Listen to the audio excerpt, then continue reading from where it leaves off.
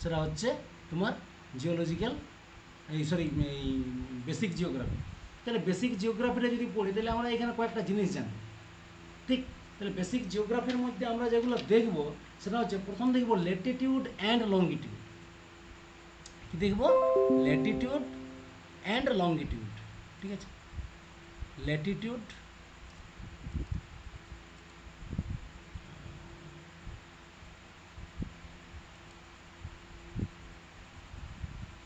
আচ্ছা না,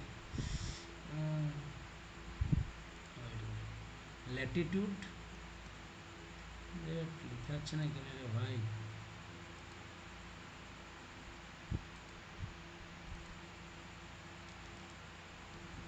হ্যাঁ এবার লিখেছি। আচ্ছা আচ্ছা, ঠিক আছে ঠিক আছে, ওকে ওকে, চলো। হ্যাঁ, ল্যাটিটিউড অ্যান্ড লঙ্গিটিউড। তাহলে আমরা প্রথমে দেখব ল্যাটিটিউড আর লঙ্গিটিউড। ল্যাটিটিউড আর লঙ্গিটিউডে কী জিনিস জানবো? ল্যাটিটিউড আর লঙ্গিটিউডের মধ্যে আমরা যেটা জানবো যে আমাদের যে ওয়ার্ল্ড আছে, আমাদের পৃথিবীটা আছে, সেই পৃথিবীটা অনেক রকম আমাদের ভাগ আছে, ঠিক আছে? কীরকম ভাগের ব্যাপার আছে? কীরকম ভাগের ব্যাপার বলতে একটা হচ্ছে লঙ্গিটিউডিনাল এক্সটেনশন হয়, একটা হচ্ছে ল্যাটিটিউডিনাল এক্সটেনশন হয়, ঠিক? তো একদম সোজা ভাষায় গল্পগুলো বলছি, একদম সোজা ভাষায় গল্প। ধরো এটা হচ্ছে পৃথিবী, ঠিক আছে? এই বরাবর যে রেখাগুলো আছে, এই বরাবর, ঠিক আছে? এই রেখাগুলোকে আমি কি বলবো? এই রেখাগুলো যেটা নর্থ সাউথে আছে, অর্থাৎ নর্থে থেকে সাউথে যেগুলো আছে, এই রেখাগুলোর নাম হচ্ছে লঙ্গিটিউড। এই রেখাগুলোর নাম হচ্ছে লঙ্গিটিউড। তাইলে এখান তো কোশ্চেনটা কেমন আছে? কোশ্চেনটা হচ্ছে লঙ্গিটিউড এক্সটেনশন। লঙ্গিটিউড মানে দ্রাঘিমাংশ। দ্রাঘিমাংশটাকে সবসময় আমরা আমরা নর্থ সাউথ আমরা দেখতে পাবো, নর্থ সাউথ আমরা দেখতে পাবো। তাহলে ভারতবর্ষের স্থানটা যদি আমরা দেখি, যে ভারতবর্ষের স্থানটা যদি আমরা দেখি, তাইলে আমরা দেখব যে ভারতবর্ষের স্থানটা আছে এই যে 23.5 ডিগ্রি, একটু এটা একটু thickness-টা কমাই। হ্যাঁ, এই যে 23.5 ডিগ্রি আছে এইখানে, এই রেখাটা যেটা আছে, এই রেখাটা বরাবর ভারতবর্ষের অবস্থানটা আছে, এক নম্বর। দু নম্বর হচ্ছে যে এটা হচ্ছে ল্যাটিটিউড। পূর্ব পশ্চিমে যেটা থাকবে, ইস্ট ওয়েস্টে যেটা থাকবে, ওয়েস্ট ইস্টে যেটা থাকবে, সেইটার নাম হচ্ছে ল্যাটিটিউড। তাহলে ল্যাটিটিউড আর লঙ্গিটিউডের বেসিক ডিফারেন্স হচ্ছে ল্যাটিটিউডগুলো হচ্ছে পূর্ব পশ্চিমের রেখা, লঙ্গিটিউডগুলো হচ্ছে উত্তর দক্ষিণের রেখা, নর্থ সাউথ। তাহলে ভারতবর্ষের অবস্থানটা কোথায় আছে? ভারতবর্ষের অবস্থানটা আমরা দেখব যে 23.5 ডিগ্রি, অর্থাৎ 23.5 ডিগ্রি আমাদের কিন্তু পেরোবে কোনটা দিয়ে? আমাদের পেরোবে আমাদের ভারতবর্ষ দিয়ে, মানে ভারত এই লাইন বরাবর আছে, নিরক্ষরেখা আছে এখানে। তাহলে নিশ্চয়ই ভারত এই উপর দিকে অবস্থিত, উপর দিকে অবস্থিত, মানে ল্যাটিটিউড অনুসারে অক্ষাংশগত ভারতবর্ষের অবস্থান হচ্ছে উপর দিকে, মানে নর্থে। এরপরে এটা হচ্ছে 90 ডিগ্রি, এটা হচ্ছে কত? এটা হচ্ছে 90 ডিগ্রি। এটা যদি 90 ডিগ্রি হয় তাহলে এইদিকে কি আছে? এদিকে আমাদের ভারতের অবস্থানটা কোথায় আছে? আমাদের 82.5 ডিগ্রি আমাদের কোথায় পেরেছে? এলাহাবাদ, প্রয়াগ দিয়ে 82.5 পেরেছে। মানে কি? মানে 82.5 এইদিকে আছে, মানে এই দিকে আছে 82.5, মানে এইরকম একটা রেখা আছে, যে রেখাটা ভারতবর্ষ দিয়ে পেরিয়েছে। মানে ভারতবর্ষ যদি এখানে হয়, তাইলে তাইলে আমাকে একটা জিনিস বলে দাও, যে এই যে এই এটাকে বলা হয় জিএমটি, এটা হচ্ছে জিএমটি, গ্রিনিচ মেরিডিয়ান টাইম। এই জিএমটির কোন দিকে আছে? জিএমটির পূর্ব দিকে আছে, মানে ইস্টে আছে। তাহলে সবসময় ওই জন্য ভারতের অবস্থানটা কি হয়? নর্থ ইস্ট হয়, নর্থ ইস্ট। ডাব্লিউবিসিএসে 2000 যেটা ইয়ার আগেবারে যেটা প্রিলিমস পেরাইলো, সেইখানে পড়েছিল আইএসটির মান 82.5 degree east, south, north, West. তাহলে কী হবে? 82.5 ডিগ্রি ইস্ট। তাহলে আমাদের পূর্ব দিকে এই যে দেখো, এইটা হচ্ছে ট্রপিক অফ ক্যান্সার, অর্থাৎ এটা হচ্ছে ট্রপিক অফ ক্যান্সার, ভালো করে বুঝি, এটা হচ্ছে ট্রপিক অফ ক্যান্সার, এটা হচ্ছে ল্যাটিটিউড। এইটা হচ্ছে ম্যান রেখা 0 ডিগ্রি, এটা এটা হচ্ছে 0 ডিগ্রি। তাহলে 0 ডিগ্রির উপরে এইটা হচ্ছে ভারতবর্ষ, এটা ভারতবর্ষ। তাহলে ভারতবর্ষের মধ্য দিয়ে 23.5 ডিগ্রি পেরিয়েছে। তার মানে এই 0 ডিগ্রি বা ইকুয়েটর বা নিরক্ষরেখা, নিরক্ষরেখার উপরের দিকে আছে, মানে এটা হচ্ছে লেটিটিউড। মানে লেটিটিউড অক্ষাংশগত ভারতবর্ষ কোন দিকে অবস্থিত? উত্তর দিকে অবস্থিত। জায়গাটা ওর এখন দিকে। এখন পর্যন্ত বোঝা গেছে? এবার এটা দেখো প্রাইম মেরিডিয়ান, এটা হচ্ছে জিএমটি, এটা হচ্ছে গ্রিনিচ মেরিডিয়ান টাইম। এটার দ্বারা কি এগুলোর কি কাজ আমি এক্ষুনি দেখবো। তাহলে এর পূর্ব দিকে অবস্থিত, এটাই তো ভারত রে ভাই। ভারত কোথায় আছে? দেখো ভারত দেশটাকে দেখো, ভারত তো এটা, এটা তো ভারত। তাহলে ভারতের ম্যাপটা যদি কেউ জানো তাহলে বুঝতে পারবে যে এটা হচ্ছে ভারত। তাহলে এটা ভারত এই মানে প্রাইম মেরিডিয়ান কোন দিকে অবস্থিত, এটা কোন দিক, এটা হচ্ছে ইস্টে। তাহলে এটা হচ্ছে ইস্টে অবস্থিত। তাহলে কি লেটিটিউড অনুসারে নর্থে অবস্থিত, আর তোমার লঙ্গিটিউড অনুসারে ইস্টে অবস্থিত ভারতবর্ষ। ঠিক, তাহলে এটা গেল প্রথম গল্প। তাহলে ভারতবর্ষের অবস্থানটা হচ্ছে লেটিটিউড অনুসারে উপরের দিকে, আর লঙ্গিটিউড অনুসারে পূর্ব দিকে, অর্থাৎ ইস্ট দিকে। ঠিক, জায়গাটা ক্লিয়ার? তাহলে এরপর আমরা দেখব যে এই যে মাঝের যে জায়গাগুলো আছে, এই মাঝের যে জায়গাগুলো, এটা মনে হয় স্লাইডে নাই, স্লাইডে না থাকলেও কোনো অসুবিধা, আমি বুঝাই দেবো সবগুলো। ঠিক, একটু লিখে নিবে। তাহলে এই যে মাঝের যে জায়গাগুলো আছে, ধরো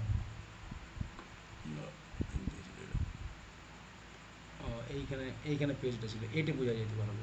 ঠিক আছে, আর এটা দেখা যায়নি আমি। ঠিক আছে, আমি উপরে চলে যাচ্ছি,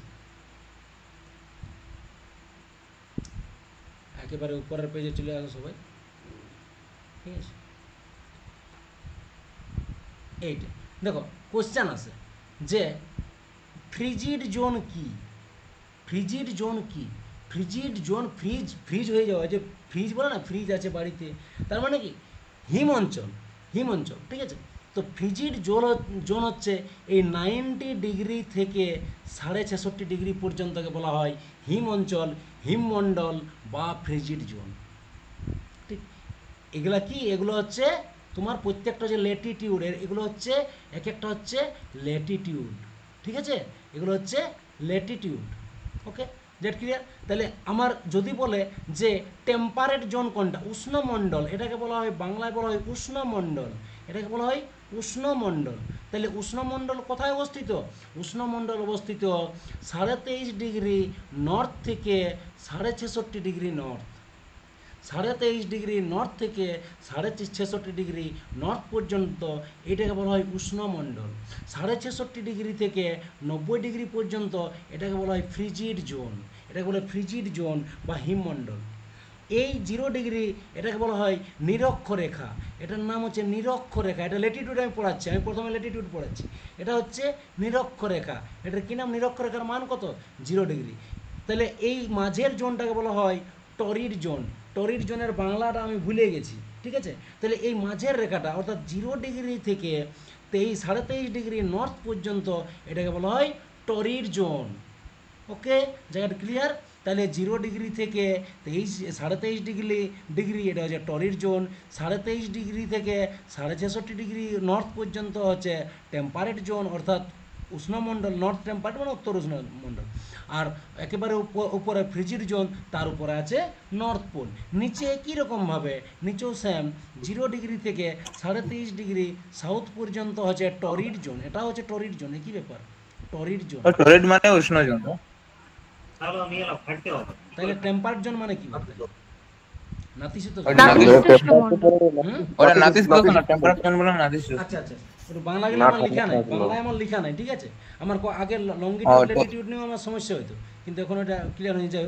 যে ঠিক আছে, তাহলে আমি ইংলিশে বলছি, কারণ বাংলা বলতে গিয়ে ভুল ভালো হয়ে যাচ্ছে। চলো, তাহলে কি হচ্ছে, কী যেন, হ্যাঁ, নিচেরও একই রকমভাবে 0 ডিগ্রি থেকে 23.5 ডিগ্রি পর্যন্ত এটাকে বলা হয় টরিড জোন।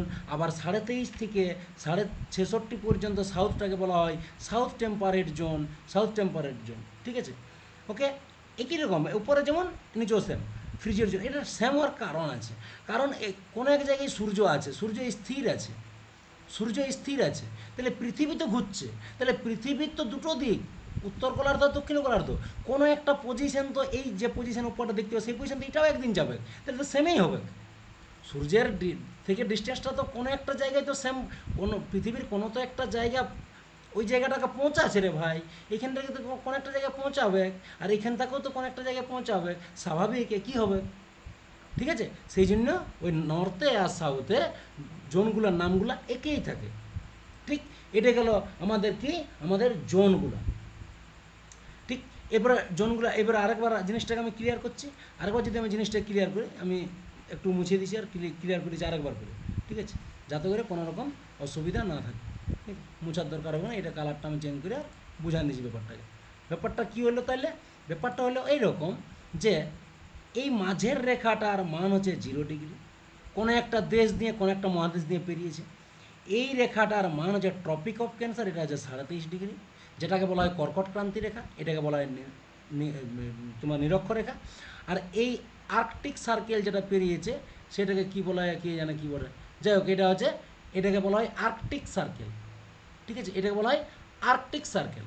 ওকে, আর উপরে আছে পোল মানে মেরু অঞ্চল, উপরে আছে মেরু অঞ্চল, নিচে কি আছে, নিচে আছে প্রথমে আছে নিরক্ষরেখা, তারপরে কি আছে, তারপরে আছে মকর ক্রান্তি রেখা, তারপরে আছে আন্টার্কটিকা সার্কেল, আন্টার্কটিক সার্কেল, তারপরে আছে দক্ষিণ মেরু। ওকে, নেক্সট নেক্সট আমরা কি জানবো, তাহলে নেক্সট আমরা যেটা জানবো যে দেখো এই স্লাইডটা দেখো, এটা তো পৃথিবী, এটা তো পৃথিবী, তাহলে পৃথিবীর মধ্যেই তো এই রেখাগুলো আছে, তাহলে এই রেখাগুলো পৃথিবীর কোনো না কোনো দেশ দিয়ে পেরিয়েছে। আর এইগুলাই কোশ্চেনে পড়ে যে কর্কট ক্রান্তি রেখা বা মকর ক্রান্তি রেখা কোন দেশ দিয়ে পেরিয়েছে, যেমন আমাদের ভারতবর্ষের কথা যদি বলি, ভারতবর্ষের মধ্য দিয়ে কর্কট ক্রান্তি রেখা কোন দেশ দিয়ে পেরিয়েছে, তাহলে এটা যদি পৃথিবী হয় তাহলে দেখো এইখানে আছে ট্রপিক, বলো কিছু বলার থাকলেই আনমিউট করবে, আদারওয়াইজ মিউট করে রাখবে, ঠিক।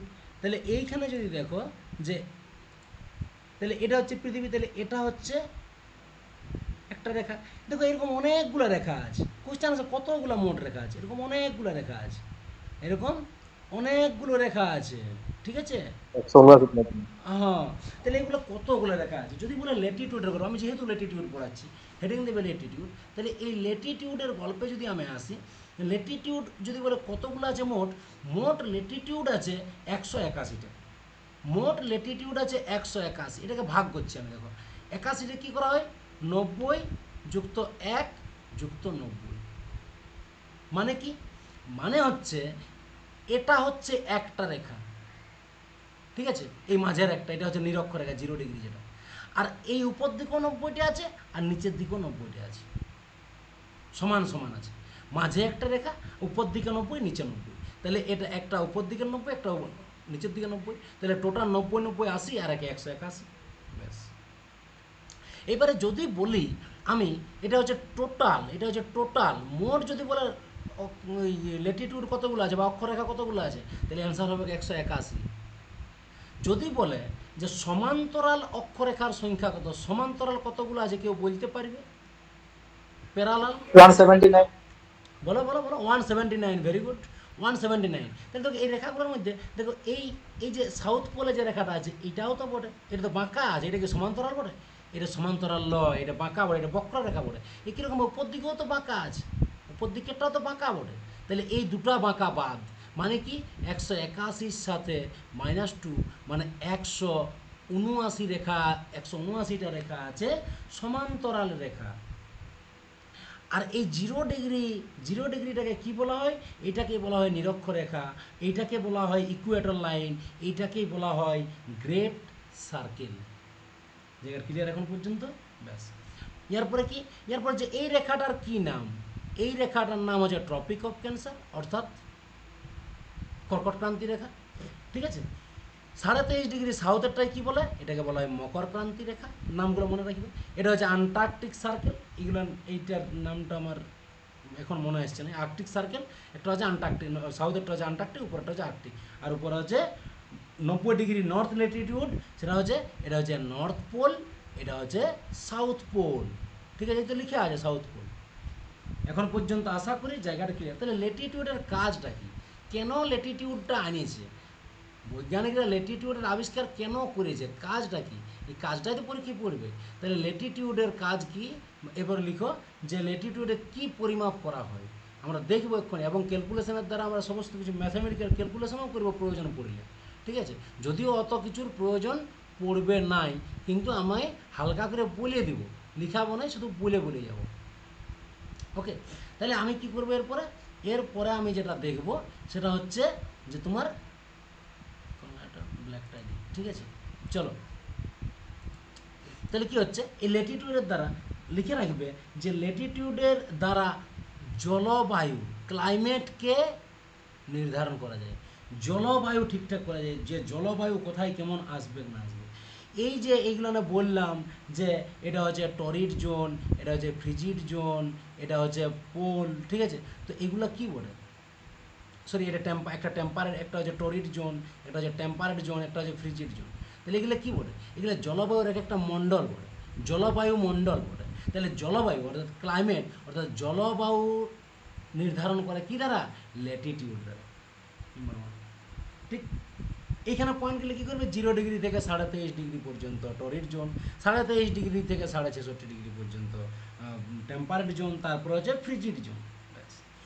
এরপর হচ্ছে যে এই যে রেখাগুলো আছে, এই রেখাগুলো আছে, এই রেখাগুলোর ধরো এটা হচ্ছে 0 ডিগ্রি, এটা হচ্ছে 0 ডিগ্রি, 0 ডিগ্রির পরে তো 1 ডিগ্রি আছে রে ভাই, এখানে রেখা একটা, এগুলো তো সব তো কাল্পনিক রেখা। 1 ডিগ্রি 2 ডিগ্রি তো আছে, তাহলে এখানে 0 ডিগ্রি 1 ডিগ্রি 2 ডিগ্রি করে এটা ছোটোর জন্য বুঝাতে পারছি না। মোট 181টা রেখা আছে, মোট 181টা রেখা আছে। তাহলে 181টা রেখা আছে মানে টোটাল। তাহলে এই যে 0 ডিগ্রি 1 ডিগ্রি 1 ডিগ্রি করে করে আছে মাপগুলো, আছে না নাই? আছে। তাহলে এই যে দুটো রেখা, এই দুটো রেখার মধ্যে পার্থক্য কতটা, কত কিলোমিটারের পার্থক্য? এই দুটো রেখার মধ্যে পার্থক্য লিখবে, লিখবে এরকম যে distance between two parallel lines, অর্থাৎ দুটি সমান্তরাল রেখার, দুটি সমান্তরাল রেখার, দুটি সমান্তরাল রেখার রেখার পার্থক্য, পার্থক্য 111.1 কিলোমিটার, 111.1 কিলোমিটার। কি লিখবে? যে দুটি সমান্তরাল রেখার মধ্যে পার্থক্য হচ্ছে 111.1 কিলোমিটার। সুন্দর করে মনে রাখবে। ঠিক, এটা গেল কি? এটা গেল আমার কি গেল? এটা গেল ল্যাটিটিউড। ল্যাটিটিউড সম্পর্কে এটুকুই জানা, আর কিছু জানার দরকার নাই। যতটুকু জানবে একটু পরে জানবো, টপিক অফ ক্যান্সার নিয়ে জানতে হবে, কারণ আমাদের ভারতবর্ষ দিয়ে পেরিয়ে গেছে। নেক্সট হচ্ছে নিরক্ষরেখা। এরপর আমরা দেখব নিরক্ষরেখা সম্পর্কে কী কী মনে রাখবে। দেখো নিরক্ষরেখা সম্পর্কে কী কী মনে রাখবে, চলো। নিরক্ষরেখা, নিরক্ষরেখা, নিরক্ষরেখা, এটা মনে হয় ইকুয়েটার লাইন নেই? হ্যাঁ, ইকুয়েটার। কোয়েশ্চেন আছে যে নিরক্ষরেখা কোন কোন দেশ দিয়ে পেরিয়ে গেছে বা কটা দেশ দিয়ে পেরিয়ে গেছে? নিরক্ষরেখা 13টা দেশ দিয়ে পেরিয়েছে। প্রথম কথা হচ্ছে 13টা দেশ দিয়ে পেরিয়েছে। জায়গাটা ক্লিয়ার? প্রথম দেখো নিরক্ষরেখা যদি এটা হচ্ছে ইকুয়েটার লাইন, এবারে মনে হবে এত টাফ কোয়েশ্চেন আসবে। আরে ভাই কোনো থোড়ি না টাইম লাগছে পড়তে, আমি ম্যাপ দেখে দেখে স্টাডি করছি, বুঝতে কী আছে? কোয়েশ্চেন যদি চলে আসে তুমি ঘন্টা করবে, কিছু করতে পারবে কি? কিছুই করতে পারবে না। একটু জানে নাও না, 5 মিনিটের তো ব্যাপার। নিরক্ষরেখা যেটা প্রথমেই জায়গা টাচ করছে, তার তার নাম কি? তার নাম হচ্ছে ইকুয়েডর। এই যে এই কান্ট্রিটা ইকুয়েডর, কলম্বিয়া এবং ব্রাজিল। ইকুয়েডর, ঠিক আছে, এটা হচ্ছে ব্রাজিল, আর এটা হচ্ছে কলম্বিয়া। এইটা হচ্ছে কি, এই মহাদেশটার নাম হচ্ছে সাউথ আমেরিকা। এই সাউথ আমেরিকা, তাহলে সাউথ আমেরিকা এটা তো জানলে যে ভারতবর্ষ যদি এইখানে থাকে তাহলে সাউথ আমেরিকা এইখানে আছে। এতটুকু তো আইডিয়া হলে মাথায়, ওভারঅল আইডিয়া মাথায় রাখবে। ঠিক আছে, ওয়ার্ল্ড জিওগ্রাফি থেকে কোয়েশ্চেন আসে নাই, ভুল ধারণা। কেন আসে নাই? কেন নিরক্ষরেখা থেকে কোয়েশ্চেন আসে নাই?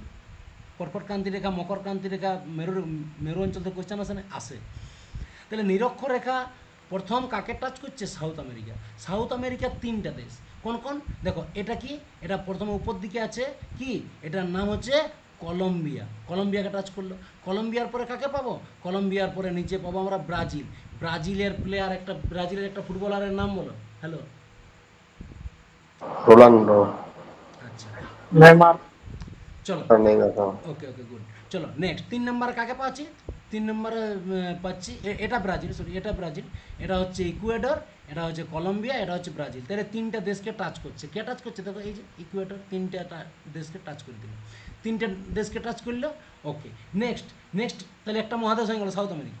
নেক্সট জায়গা টাচ করছে সেটা হচ্ছে কি, সেটা হচ্ছে এটা কি, এই যে গ্যাবন তেমন দেখতে পাচ্ছ না, গ্যাবন, তারপর উগান্ডা, এগুলো কী বলে? এটা হচ্ছে আফ্রিকা। তাহলে তারপরে ঢুকছে কোথায়? তারপরে আফ্রিকাতে চলে আসছে। আফ্রিকাতে কিছুগুলো দেশকে টাচ করে করে যাচ্ছে।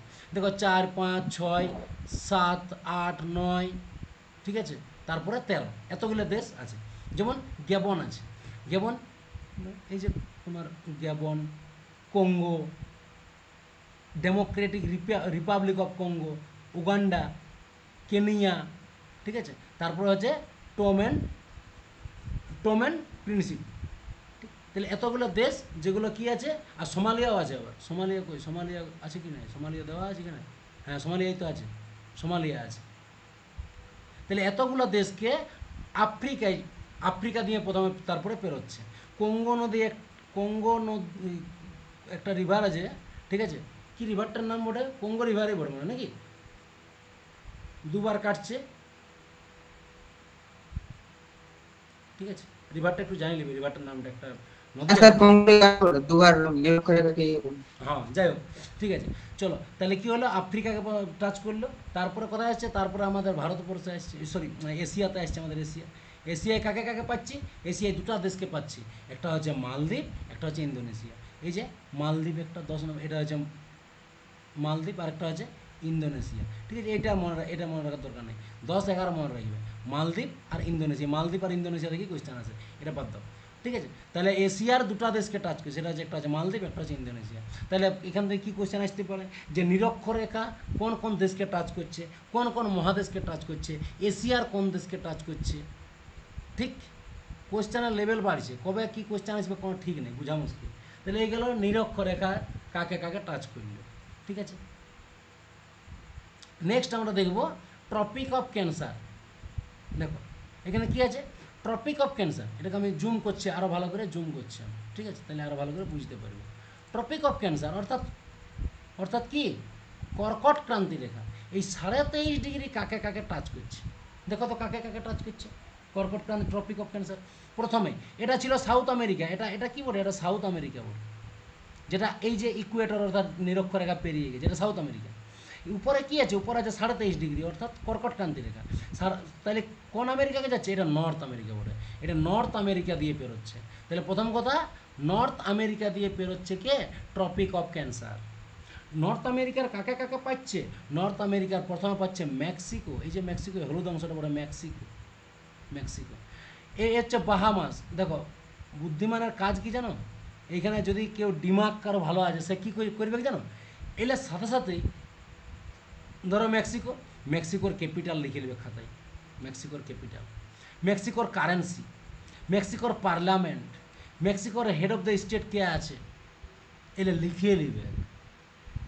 এলা হচ্ছে বুদ্ধিমানের কাজ, এলা হচ্ছে সব কিছু, কোনো কোচিং, কোনো টিচারের ভরসায় থাকা উচিত নয়, আর কোনো টিচার কোনো কোচিং চাকরি দিতে পারে না। তাহলে তোমার কাজ কি, যে মেক্সিকো, তাহলে মেক্সিকো নিয়ে একটু জানি না, দেখি গুগলে সার্চ করে দিলে মেক্সিকোর উইকিপিডিয়া, মেক্সিকো কোথায় আছে, তার রাজধানী কোথায়, তার কারেন্সি কী বলে, তার পার্লামেন্টকে কী বলা হয়, স্বাধীন হয়েছে কবে, কাদের আন্ডারে ছিল, এই ডিটেলসগুলো জানি নিলে, খাতায় চুপকা একটু লিখে নিলে, 5 লাইনের তো গল্প, লিখে নিলে ব্যাস হয়ে গেল, মেক্সিকো হয়ে গেল। তারপরে কাকে পাবো, তারপরে আমরা পাবো, দেখো বাহামাস, তারপরে আমরা নর্থ আমেরিকার বাহামাসকে পাবো, ঠিক আছে, তাহলে দুটো আগে। তারপরে কোথায় এলো, তারপরে দেখো চলে এলো কোথায়, এটা হচ্ছে আফ্রিকা, এটা হচ্ছে আফ্রিকা, তারপরে আফ্রিকাকে চলে এলো। আফ্রিকার কাকে কাকে পাচ্ছে, দেখো সাহারা মরুভূমিকে পাচ্ছে, আলজেরিয়া পাচ্ছে, লিবিয়া পাচ্ছে, ইজিপ্ট পাচ্ছে, ইউএই পাচ্ছে, ঠিক আছে, ইউএ সরি ইউএই পর্যন্ত আসবে না, ঠিক আছে, ইউএই পর্যন্ত আসবে না, এদিকে লিখি মালিটা যেমন পরীক্ষা পড়ে, মালি, নাইজের, ঠিক আছে, ইউএই, ওমান, ওইগুলো এশিয়ার মধ্যে চলে আসবে, ঠিক আছে, ওকে। নেক্সট এশিয়ায় কাকে পাবো, এই যে ইউএই, ওমান, তারপরে হচ্ছে ইন্ডিয়া যে ভারতবর্ষ দিয়ে, এটা দিয়ে পেরোচ্ছে, গুজরাট দিয়ে পেরোবে, আমি দেখাবো একটু পরে। তারপরে বাংলাদেশকে পাচ্ছে, মায়ানমারকে পাচ্ছে, তাইওয়ানকে পাচ্ছে, চায়নাকে পাচ্ছে, ব্যাস গল্প শেষ। তাহলে এইগুলো এশিয়া দিয়ে। এবার ট্রপিক অফ ক্যাপ্রিকন মানে কি, মানে কর্কট ক্রান্তি রেখা কোন কোন দিয়ে পেরোচ্ছে, ট্রপিক অফ ক্যাপ্রিকন অর্থাৎ মকর ক্রান্তি রেখা কাকাকে দিয়ে পেরোচ্ছে, tropic of Capricorn. Tropic of Capricorn কাকে পাচ্ছি, দেখো সাউথ আমেরিকাকে পাচ্ছি, সাউথ আমেরিকার কাকে পাচ্ছি, প্যারাগুয়ে পাচ্ছি, চিলি পাচ্ছি, আর কি পাচ্ছি, আর্জেন্টিনার একটা ফুটবলারের কী নাম, এটা হচ্ছে এই 3টে দেশকে মেনলি পাচ্ছি, আর ব্রাজিলকেও পাচ্ছি, ব্রাজিল এখানে লেখা নেই, ও সরি এখানে আছে, ব্রাজিলকেও পাচ্ছি, এই যে ব্রাজিল, এটা হচ্ছে ব্রাজিল, তাহলে ব্রাজিলকে পাচ্ছি। বলো আর্জেন্টিনার একটা ফুটবলারের নাম বলো রে ভাই, বিখ্যাত ফুটবলার। চলো next. Messi Messi Messi, Lionel Messi, okay, Maradona. হ্যাঁ যাই হোক, এবারে লিওনেল মেসিকে নিয়ে অনেক কিছু ইনফরমেশান আসতে পারে, ওগুলো রেডি করে রাখবে। আর সুনীল ছেত্রী বিশাল ইম্পর্ট্যান্ট, সুনীল ছেত্রী নিয়ে কোয়েশ্চান, বিশাল হট টপিক সুনীল ছেত্রী নিয়ে কোয়েশ্চান, এক একটা প্লেয়ারকে নিয়ে ভালো করে করবে, অ্যানালিস করবে। চলো আফ্রিকায় কাকে কাকে পাবো, আমরা দেখলেই বুঝতে পারবে এই যে আফ্রিকায় আমরা কাকে পাচ্ছি, নামিবিয়া পাচ্ছি, বতসোয়ানা পাচ্ছি, তারপরে কি সাউথ আফ্রিকাকে আমরা, এখানে সাউথ আফ্রিকাকে পাই যাচ্ছে, ঠিক ঠিক আছে। আর মোজাম্বিক কোথায় আছে? হ্যাঁ, মোজাম্বিক পাচ্ছি। ওকে, নেক্সট নেক্সট আমরা কাকে পাবো? নেক্সট আমরা পাবো অস্ট্রেলিয়াকে পাবো। ব্যাস, এটা অস্ট্রেলিয়া দিয়ে পেরোচ্ছে। That clear? তাহলে এই গেল রেখাগুলা কোন কোন দেশ দিয়ে পেরোচ্ছে, এখন পর্যন্ত এটা হলো। এবারে কর্কট ক্রান্তি রেখা, ভারতে কর্কট ক্রান্তি রেখা কিন্তু আমাদের এটা ভালো করে দেখতে হবে যে ভারতবর্ষে কর্কট ক্রান্তি রেখা কোন কোন দিয়ে পেরোচ্ছে। দেখো একটু জুমটা কমাই, লেখাটা বোঝাচ্ছে না ঠিকঠাক। হ্যাঁ, এটা হচ্ছে ট্রপিক অফ ক্যান্সার বা কি তোমার বাংলায় কর্কট ক্রান্তি রেখা, কর্কট ট্রপিক ক্রান্তি অফ রেখা। ক্যান্সার বা কর্কট ক্রান্তি রেখা। তাহলে এইখানে যদি আমরা লক্ষ্য করি তাহলে আমরা দেখব মোট 8টা জায়গাকে নিয়ে, 8টা রাজ্যকে কেন্দ্র করে পার হচ্ছে, 8টা রাজ্য দিয়ে। এবার এটার দ্বারা অনেককে অনেক কিছু শর্ট ট্রিক্স করে, নিজেরা নিজের মতন শর্ট ট্রিক্স করবে, সেটা আলাদা গল্প।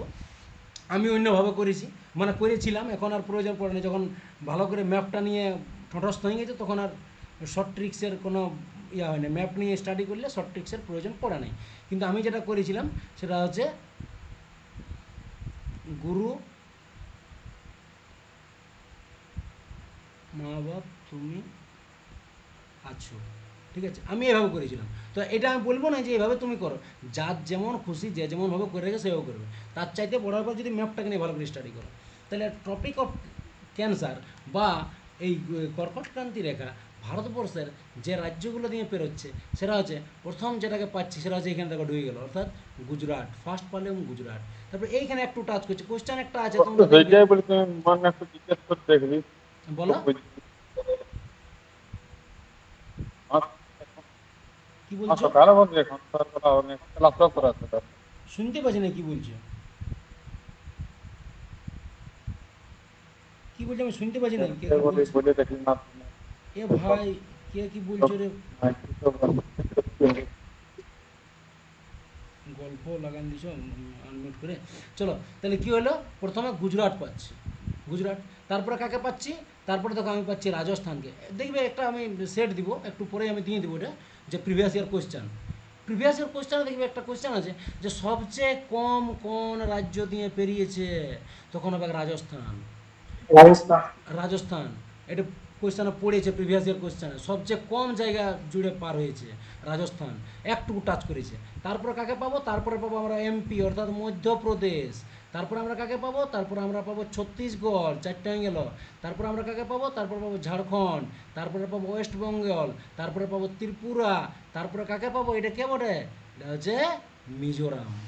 মিজোরাম। হ্যাঁ, তাহলে গুরু অর্থাৎ গ দিয়ে হচ্ছে গুজরাট, গুজরাট, র দিয়ে হচ্ছে রাজস্থান, এম দিয়ে হচ্ছে এমপি, ব দিয়ে হচ্ছে তোমার, দেখো আমি নিজেই ভুলে গেছি, আচ্ছা ঠিক আছে কোনো অসুবিধা নেই।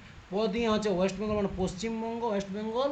আর ত দিয়ে হচ্ছে ত্রিপুরা, ম দিয়ে হচ্ছে মিজোরাম, ওকে। আর ছ দিয়ে হচ্ছে ছত্তিশগড়। কটা হলো? 1 2 3 4 5 6 7। আর ব দিয়ে কী ছিল এখানে? ও সরি, বিহার। তো বিহারটা তো এখন ঝাড়খণ্ড হয়ে গেছে। তাহলে বিহার মানে কি এখন বর্তমানে ঝাড়খণ্ড হয়েছে, তাহলে সেই জন্য বিহারের পরিবর্তে এটা ঝাড়খণ্ড হবে। ব্যাস, এই হচ্ছে আমার নিয়ম অনুসারে। তো নিজেদের মতন করে মনে রাখবে, কোনো ব্যাপার নেই। ঠিক, এবার ওয়েস্ট বেঙ্গলের কোনটা নিয়ে পেরিয়ে সেটা আমি ওয়েস্ট বেঙ্গল জিওগ্রাফিতে করাবো। তাহলে এই গেল কি, এই গেল প্রত্যেকটা রেখা কোন কোন জায়গা দিয়ে পেরিয়েছে। দেখো এখানে সুন্দরভাবে দেওয়া আছে, এখানে এটা আলাদা বড়, এটা লঙ্গিটিউড, ঠিক আছে। এরপর আমরা দেখব ল্যাটিটিউড হয়ে গেল, নিরক্ষরেখা হয়ে গেল, বা অন্যান্য রেখা যেগুলো ইন্টারন্যাশনাল রেখা, যেগুলো কোনো কোনো দেশ দিয়ে পেরিয়েছে। এরপর আমরা দেখব লঙ্গিটিউড। লঙ্গিটিউড জিনিসটা কি? প্রথম কথা, আমরা লঙ্গিটিউড হচ্ছে যেটা নর্থ সাউথে যে রেখাটা থাকে সেটা হচ্ছে লঙ্গিটিউড, মানে এটা হচ্ছে লঙ্গিটিউড, এটা হচ্ছে লঙ্গিটিউড, এইটা হচ্ছে লঙ্গিটিউড, ঠিক আছে। অর্থাৎ নর্থ সাউথে যে রেখাটা থাকে সেটা হচ্ছে লঙ্গিটিউড, ঠিক। তাহলে লঙ্গিটিউডে আমরা কি কি পড়ব? লঙ্গিটিউডে যেটা আমরা পড়ব সেটা হচ্ছে যে লঙ্গিটিউডে কতগুলো মোট রেখা আছে। তাহলে দেখো লঙ্গিটিউডে গেলে প্রত্যেকটা এক একটা হচ্ছে লঙ্গিটিউড, এক একটা রেখা, এটার মান কি 90 ডিগ্রি।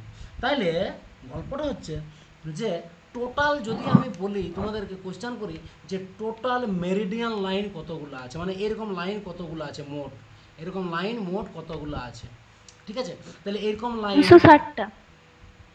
361 করে আছে। ভেরি গুড, 360টা, 360। তাহলে মোট আছে 360টা আছে, ঠিক আছে। তাহলে মোট আছে 360, ভালো কথা। আমি এরপরে বলছি মোট আছে 360। এরপরে এই 360টা যদি ভাগ করি সুন্দরভাবে, তাহলে আমরা দেখতে পাবো যে এই দিকে ডগা পোকা যে আসছে, আরে এখানে প্রচুর কারেন্ট যায় জানো, ওই জন্য পোকা টোকা প্রচুর আছে। এদিকে একটা আছে আর এইদিকে একটা আছে, আর মাঝে কতগুলো আছে, 179টা করে আছে।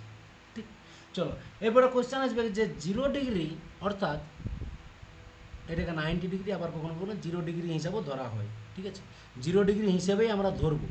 ঠিক, সবগুলো হচ্ছে কাল্পনিক রেখা, তুমি যেমনভাবে ধরবে আলটিমেটলি তোমার একটা 360 ডিগ্রিই হবে। কাল্পনিক রেখা, এই রেখাগুলোকে বলা হয় কাল্পনিক রেখা, তুমি যেভাবে ধরবে কোনো অসুবিধা নাই। ঠিক আছে, তুমি 90 ডিগ্রি ধরো, 0 ডিগ্রি ধরো, 0 ডিগ্রি যদি ধরো তাহলে ওইদিকে যায় 90 হবে। ঠিক তো, তাহলে এটাকে মোট কথা এটার নাম হচ্ছে প্রাইম মেরিডিয়ান লাইন। এটার নাম হচ্ছে প্রাইম মেরিডিয়ান লাইন। এই প্রাইম মেরিডিয়ান লাইন যদি বলে প্রাইম মেরিডিয়ান লাইন কোন কোন দেশ দিয়ে পেরিয়েছে, ভালো ইনফরমেশন, কোন কোন দেশ দিয়ে পেরিয়েছে, তাহলে দেখো এইখানে আছে ব্যাপারটা যে প্রাইম মেরিডিয়ান লাইন বা জিএমটি, যেমন ইন্ডিয়ান আইএসটিটা পড়ে, ইন্ডিয়ান স্ট্যান্ডার্ড টাইম, আইএসটিটা কোন কোন জায়গা দিয়ে পেয়ে সেটাও আমি দেখাবো এখানে। চলো, তাহলে এটা হচ্ছে জিএমটি, গ্রিনিচ মেরিডিয়ান টাইম, বা তোমার কি যেন প্রাইম মেরিডিয়ান লাইন। তাহলে এটা যে জায়গাগুলো দিয়ে পেরিয়েছে, প্রথম কাকে পাইলো, প্রথম পাইলো ইউকে। ইউকে মানে কি, ইউনাইটেড কিংডম। ঠিক, নেক্সট কাকে পাচ্ছি, মানে এটা ইউরোপের গল্প, ইউরোপের 3টা দেশকে পাচ্ছি, এক হচ্ছে ইউকে, এক হচ্ছে ফ্রান্স, আর এক হচ্ছে স্পেন। ঠিক আছে, তাহলে ইউরোপের মধ্যে 3টা দেশ দিয়ে পেরোচ্ছে। এরপরে নিচে কে আছে, নিচে এই যে আলজেরিয়া, মালি, ঠিক আছে, বুরকিনা, টোগো, ঘানা, এগুলো কি বলে, এগুলো হচ্ছে আফ্রিকার বলে। তাহলে আফ্রিকার কাকে কাকে যদি বলে পাচ্ছি, তাহলে প্রথমে পাচ্ছি আলজেরিয়াকে, মালিকে পাচ্ছি, তারপরে কাকে পাচ্ছি, বুরকিনা ফেসোকে পাচ্ছি, তারপরে টোগোকে পাচ্ছি, তারপরে ঘানাকে পাচ্ছি। ঠিক, জায়গাটা ক্লিয়ার? তাহলে এই গেল তোমার প্রাইম মেরিডিয়ান লাইন, যে দেশগুলা দিয়ে পেরোচ্ছে সেটা। ঠিক, ওকে, নেক্সট। এরপর আমি আসবো ভারতের, এবার আমি আসবো ভারতের গল্প, যে ভারতের কীরকম কী ঘটনা আছে না আছে। এইটা তো হয়ে গেল, এটা তো হয়ে গেল, এটা তো হয়ে গেছে। হ্যাঁ, এই ম্যাপটা দিয়ে আমি বুঝিয়ে দিচ্ছি, এই ম্যাপটা দিয়ে আমি বুঝাবো। ঠিক আছে, চলো এই ম্যাপটা দিয়ে আমি দেখছি। তাহলে কি হচ্ছে, আমরা কি দেখলাম যে যে এই নর্থ সাউথে যে রেখাগুলো থাকছে সেটার নাম হচ্ছে লঙ্গিটিউড। এরকম রেখাগুলো যেটা থাকছে সেটার নাম হচ্ছে ল্যাটিটিউড। এইটুকু মাথায় আছে। লেটিটিউড দ্বারা আর লঙ্গিটিউড দ্বারা কি করা হয় সেটা দেখো। লঙ্গিটিউড দ্বারা আমরা টাইম মাপবো, টাইম মাপতে সাহায্য করে। আর লেটিটিউড দ্বারা যেমনভাবে মানে ক্লাইমেট, একই রকমভাবে ডিস্টেন্স মাপতে সাহায্য করে। তাহলে লেটিটিউডের দ্বারা আমরা দূরত্ব মাপা যায়, দূরত্ব আমরা মাপতে পারবো।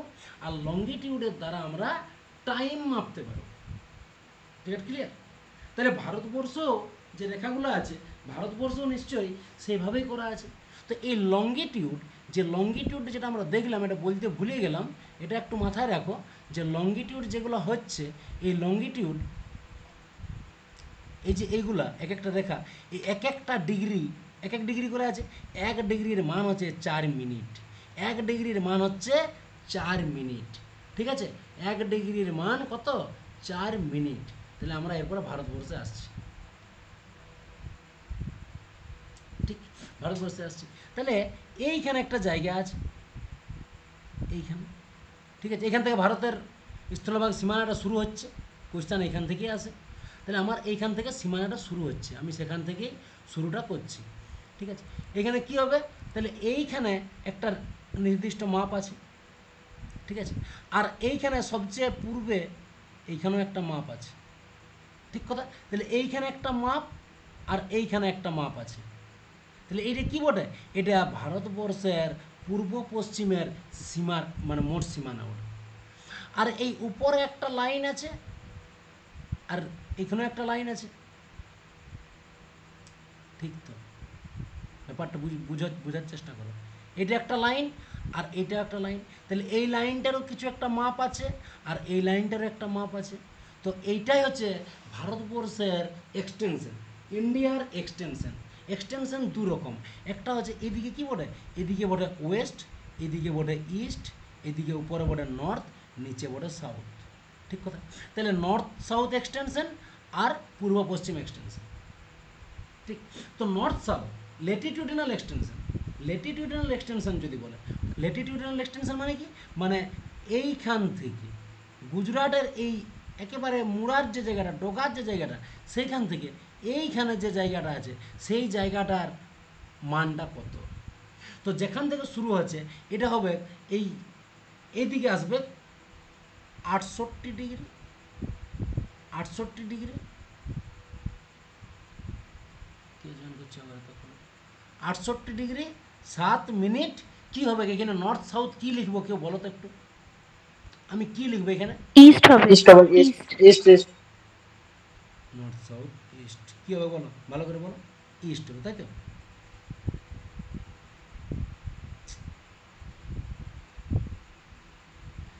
হলো, এটা ইস্ট হবে।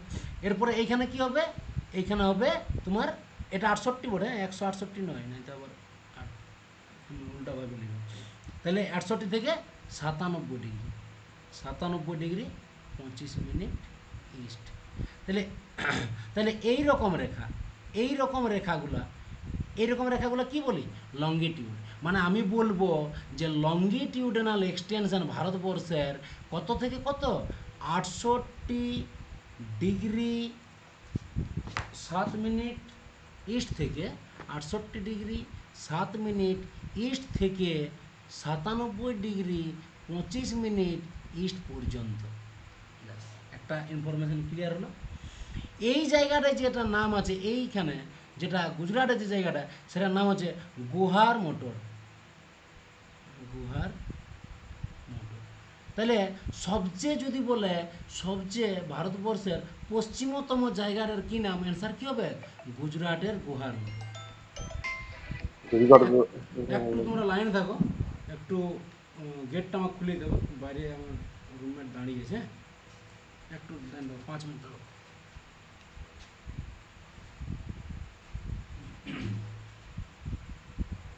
একটু দেখো।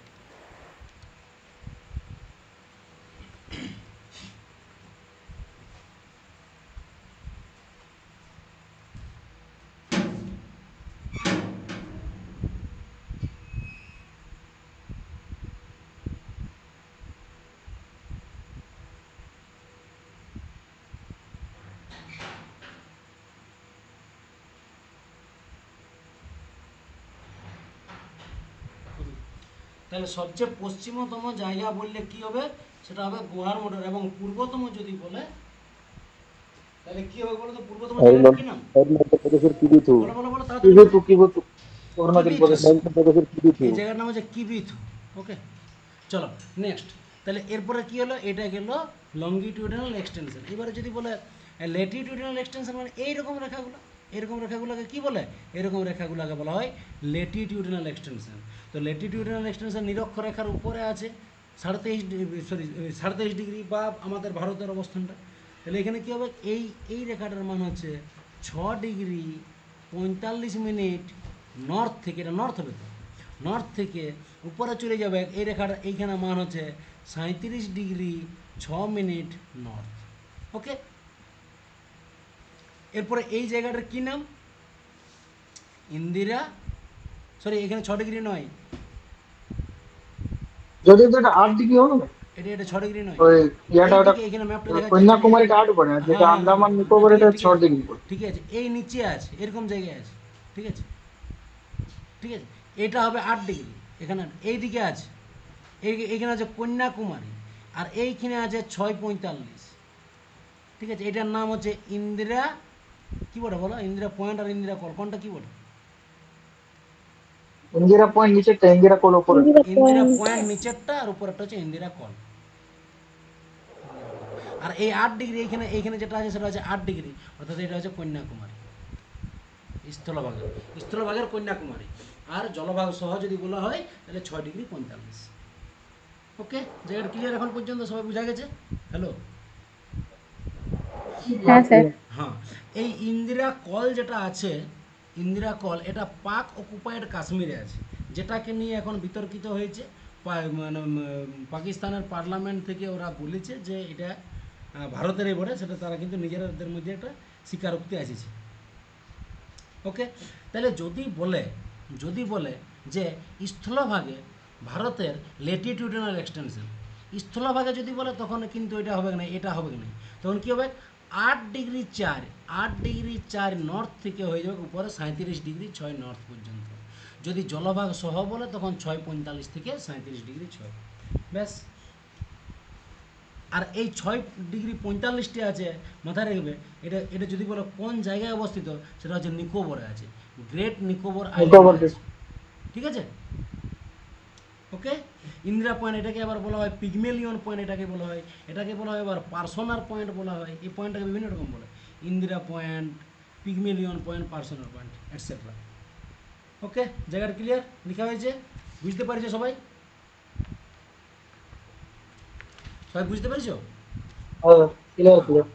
এরপরে এই যে আইএসটি, ইন্ডিয়ান স্ট্যান্ডার্ড টাইম, এখানে কি আছে 82.5°। এটা WBCS পড়েছিল এই কোয়েশ্চেনটা। কেমন আছে যে আইএসটির মান কত? অপশান দিবে 82.5° ইস্ট, এটাকে ইস্ট করবে কোনো জায়গায় করবে সাউথ, কোনো জায়গায় করবে নর্থ, কোনো জায়গায় করবে ওয়েস্ট। প্রথমে ইস্ট দিবে নাই, ঠিক আছে। তাহলে তোমাকে এটা ভালো করে লক্ষ্য করতে হবে, এটা কিন্তু প্রিভিয়াস কোয়েশ্চেন প্রচুর বার আছে। তাহলে এটা কী হবে, এই রেখাটা কী নাম? এই রেখাটার নাম হচ্ছে ইন্ডিয়ান স্ট্যান্ডার্ড টাইম। তাহলে গল্পটা হচ্ছে যে এই রেখাটা কোন কোন জায়গা দিয়ে পেরিয়েছে, দেখো কোন কোন জায়গা দিয়ে পড়েছে, নিজেরাই বলো। প্রথমে মির্জাপুর মানে কাকে পালি আমরা? মির্জাপুর মানে এটা কি বলে? এটা বলে ইউপি, এটা ইউপি বলে, উত্তরপ্রদেশ।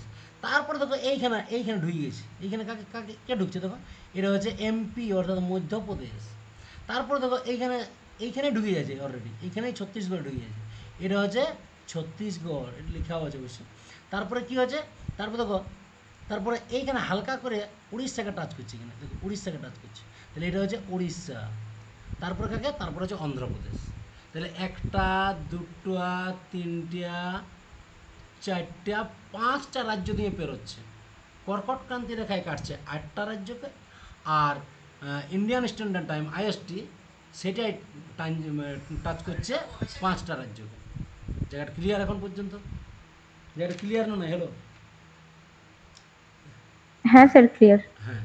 তাহলে গল্পটা হয় এরকম যে ধরো আমি যদি বলি, যেমন ধরো কী বলবো, কোনো একটা কোয়েশ্চেন ধরো, এখানে কলকাতা আছে, আমাদের আমাদের পশ্চিমবঙ্গের কলকাতা ধরো এখানে আছে।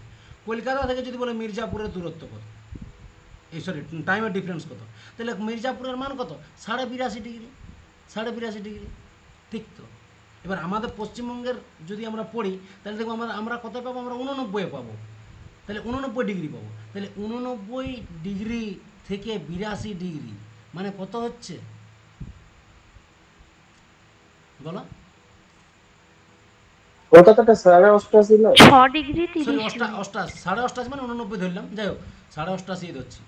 কী ব্যাপার হলো 88 বা মানে 6 মিনিটের ডিফারেন্স। 6°, মানে 6° 6 ডিগ্রি ছিল, 6 মানে ডিগ্রি মির্জাপুরের 24 সাথে মিনিট। আমাদের কলকাতার সময়ের পার্থক্য কত হবে? 6° মানে কত?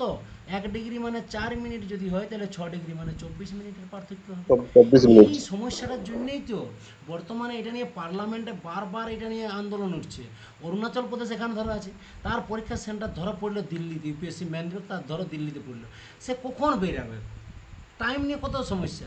সেই জন্যে চেষ্টা করছে যে যাতে করে ভারতবর্ষে টাইম জোন বেশি পরিমাণে বানানো হয়। টাইম জোন বিভিন্ন দেশে অনেকগুলো, যেমন ফ্রান্সে আছে সবচেয়ে বেশি, ফ্রান্সে 12টা টাইম জোন আছে, ঠিক আছে।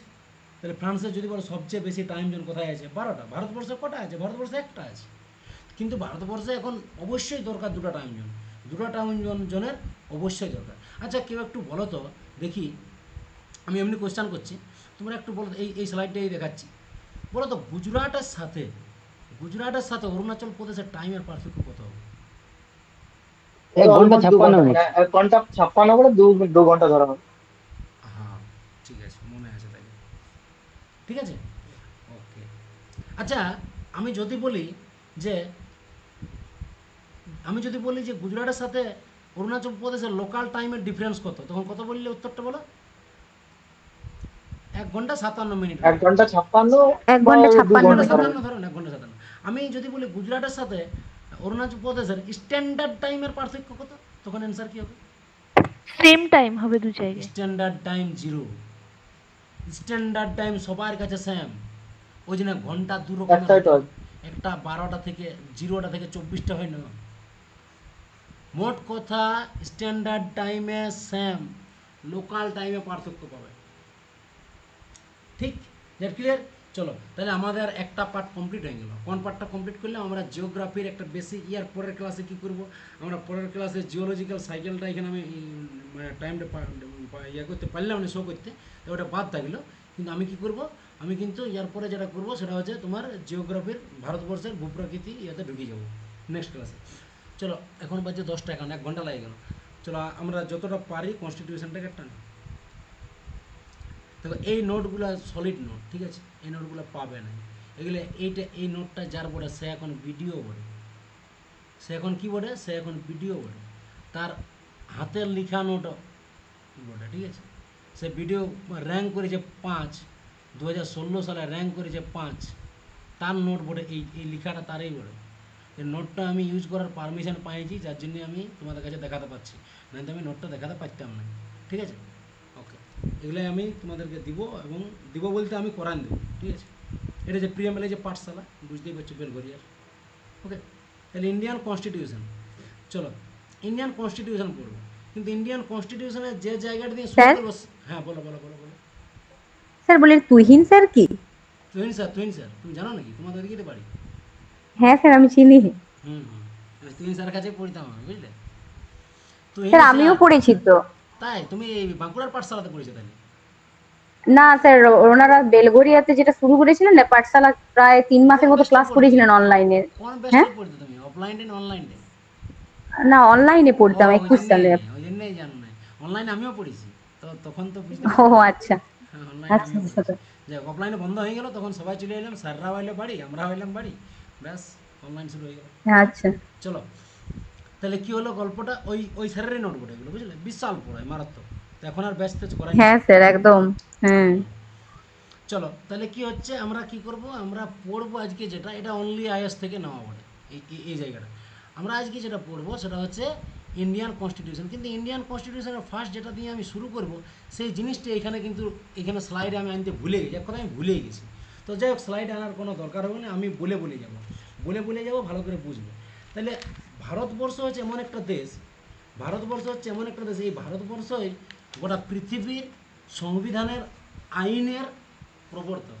ভারতবর্ষ হচ্ছে, India is the pioneer of judiciary system.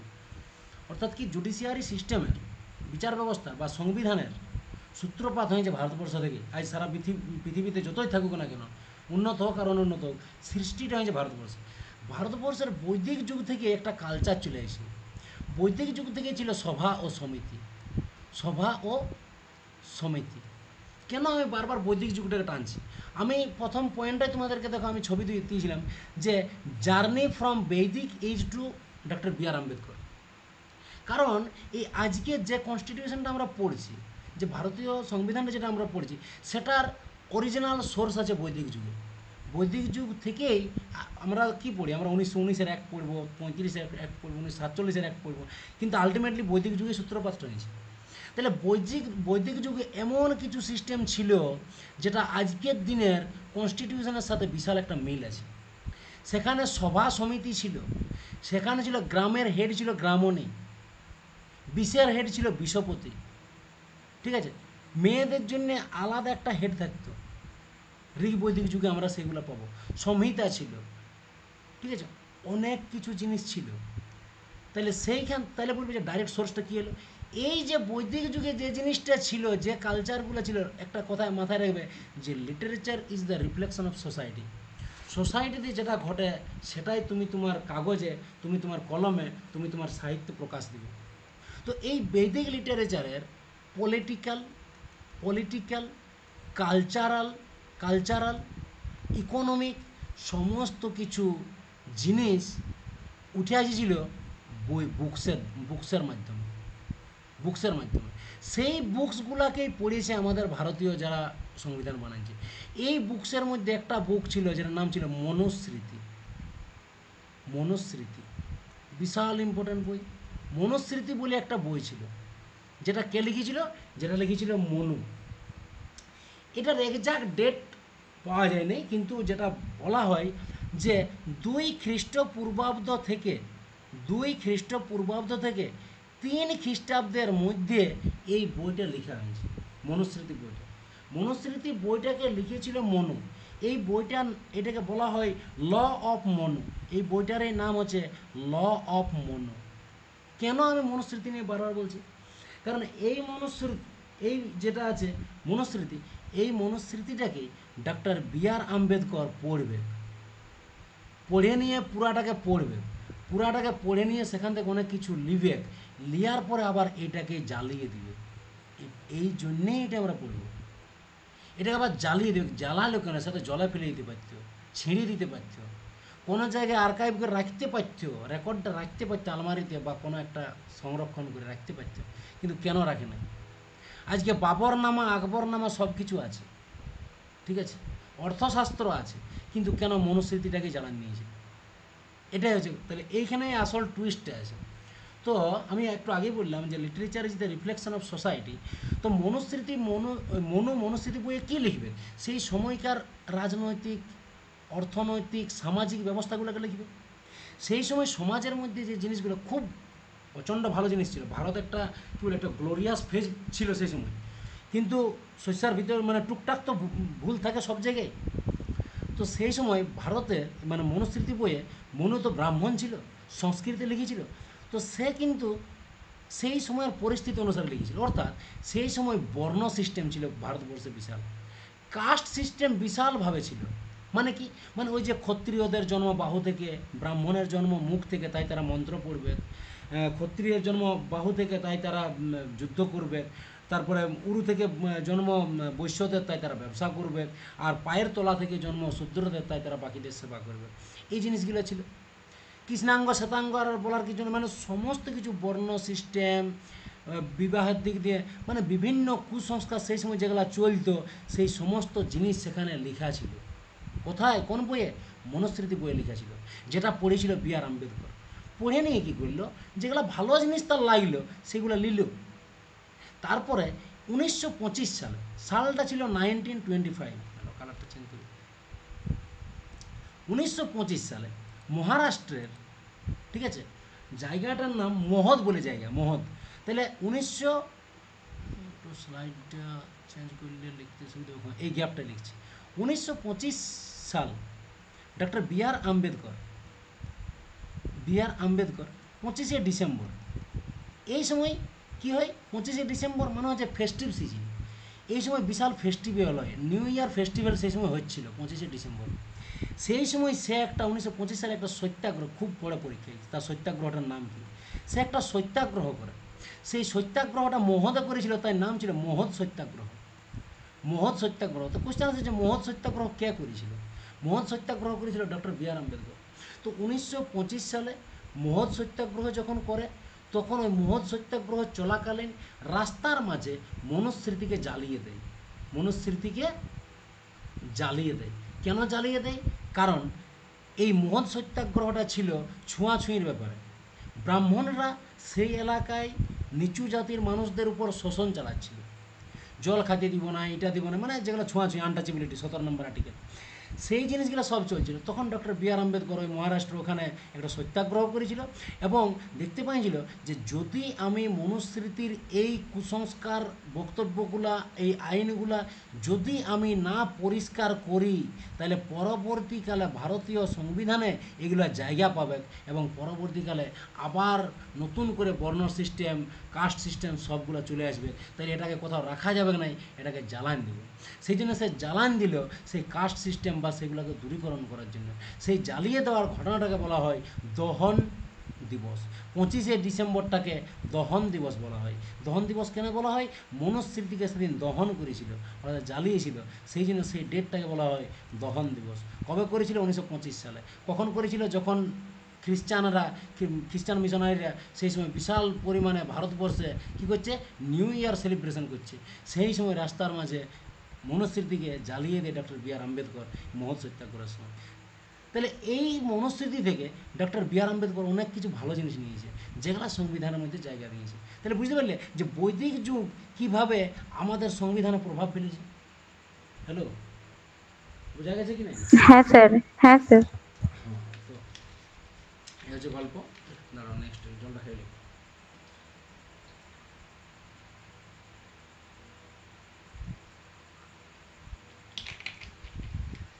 এই যে জল খাইলাম, জল পান করলাম, এই পানীয় জলকে কি বলা হয় ইংরেজিতে, ওয়ান ওয়ার্ড সাবস্টিটিউশনে খুব পড়ে, drinking water, portable something, portable, ঠিক আছে,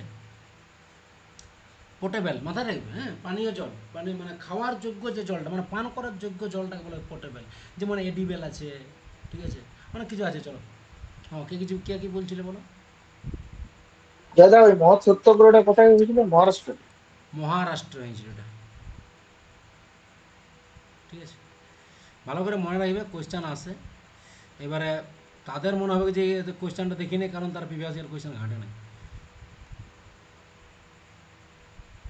আর এই সমস্ত কোয়েশ্চানগুলি আইলে পরেই আমাদের মানে নর্মাল স্টুডেন্ট যারা থাকে তারা চাকরিটা পায় নাই, কারণ তারা এত গভীরে পড়ে নাই। যারা পড়ে তারা ঠিক চাকরিটা পায়, ঠিক আছে। আর বলে যে কোয়েশ্চান টাফ আছে যে বললে হবে রে ভাই, টাফ কোয়েশ্চান হয় নাই, কোয়েশ্চানের মতনই থাকে। সেই তো সিলেকশন একটা নির্দিষ্ট পরিমাণেই নেবে না। চলো, তাহলে আমরা শুরু করছি ইন্ডিয়ান কনস্টিটিউশনে। এরপরে আমাদের বৈদিক যুগের জার্নিটা হয়ে গেল। নেক্সট আমরা দেখব যে ব্রিটিশদের বিভিন্ন রকম অ্যাক্ট,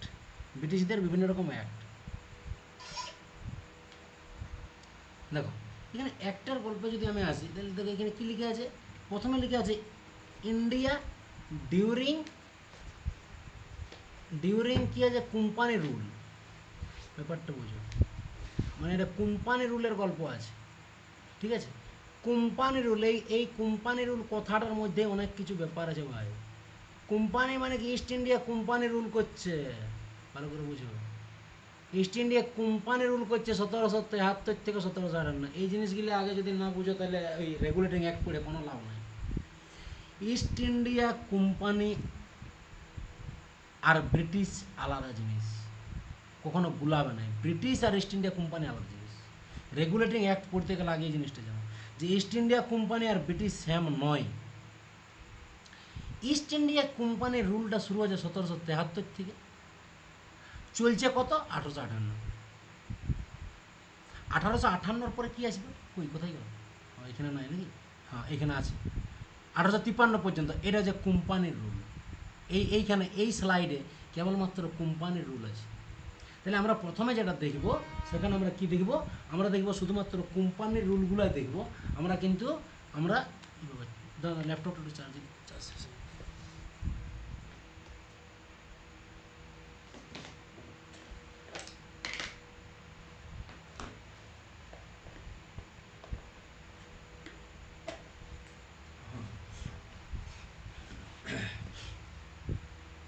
তাহলে প্রথমে আমরা দেখব কোম্পানি রুল। কোম্পানি রুলটা কীভাবে শুরু হয়েছে তার একটু জার্নিটা আমরা দেখি।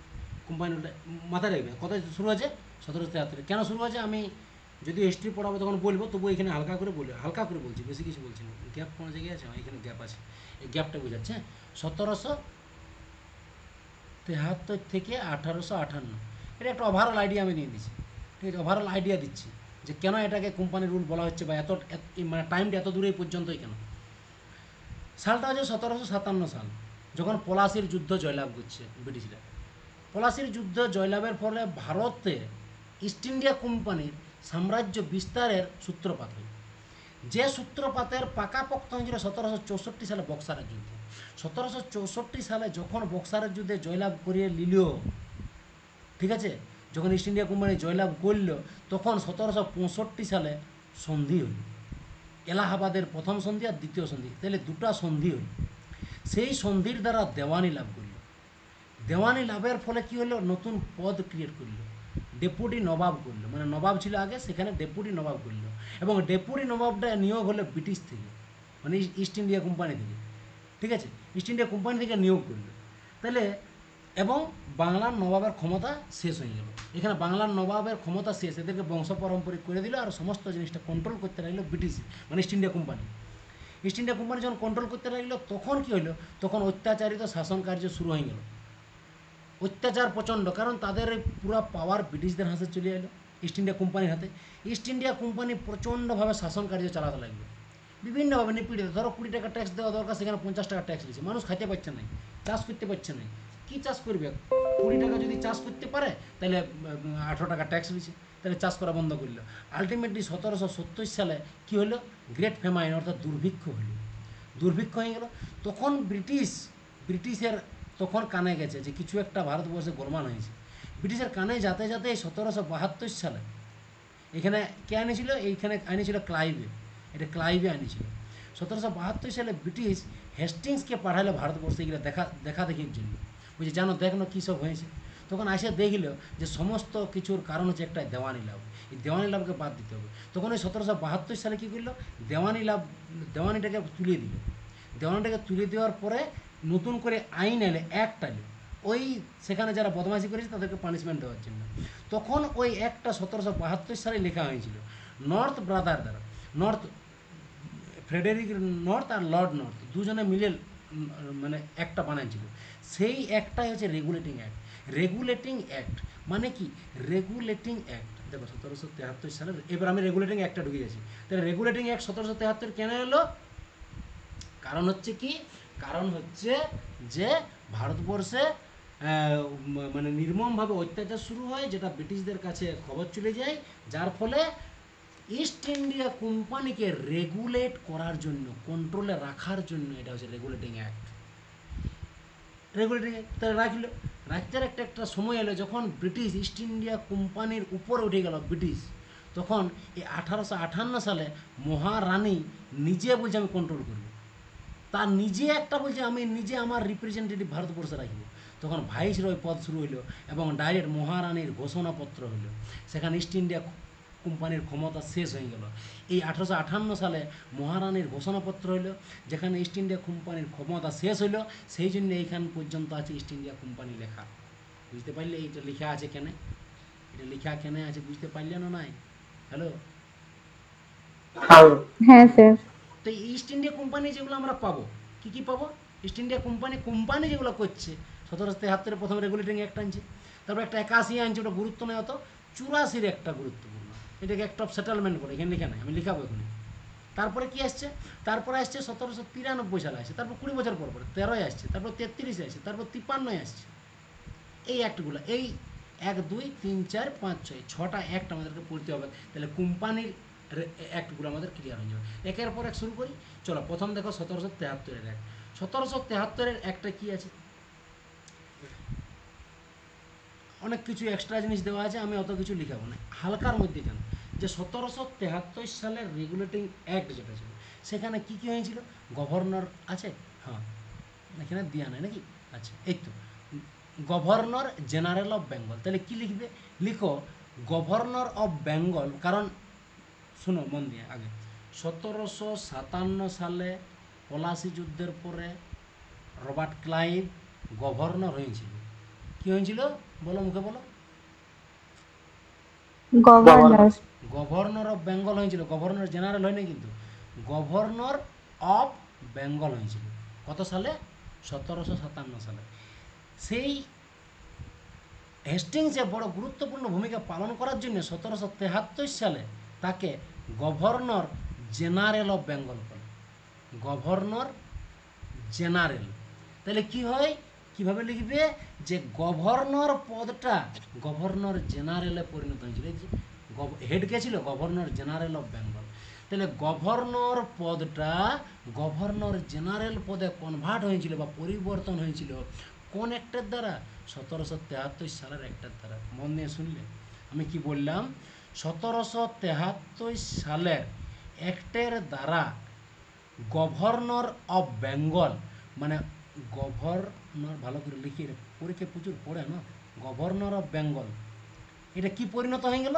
পরিণত হইল governor general general. Of Bengal. তাহলে বলো তো first governor general of Bengal কে ছিল? Warren Hastings. গুড। তাহলে যদি বলো ফার্স্ট গভর্নর যাকে দিয়ে শুরু হবে, ফার্স্ট গভর্নর জেনারেল ছিল ওয়ারেন হেস্টিংস। ওকে, আচ্ছা লাস্ট গভর্নর কে ছিল যদি কোশ্চেন আছে, লাস্ট গভর্নর কে ছিল? William Bentinck. Lord Canning sir. Bentinck. পেনিং মেনিং কি বকলেই হইলো, কোনো মাথা খারাপ করছে কেন? William Bentinck. Bentinck Bentinck. William Bentinck. Sorry sir, sorry Warren sir, Hastings.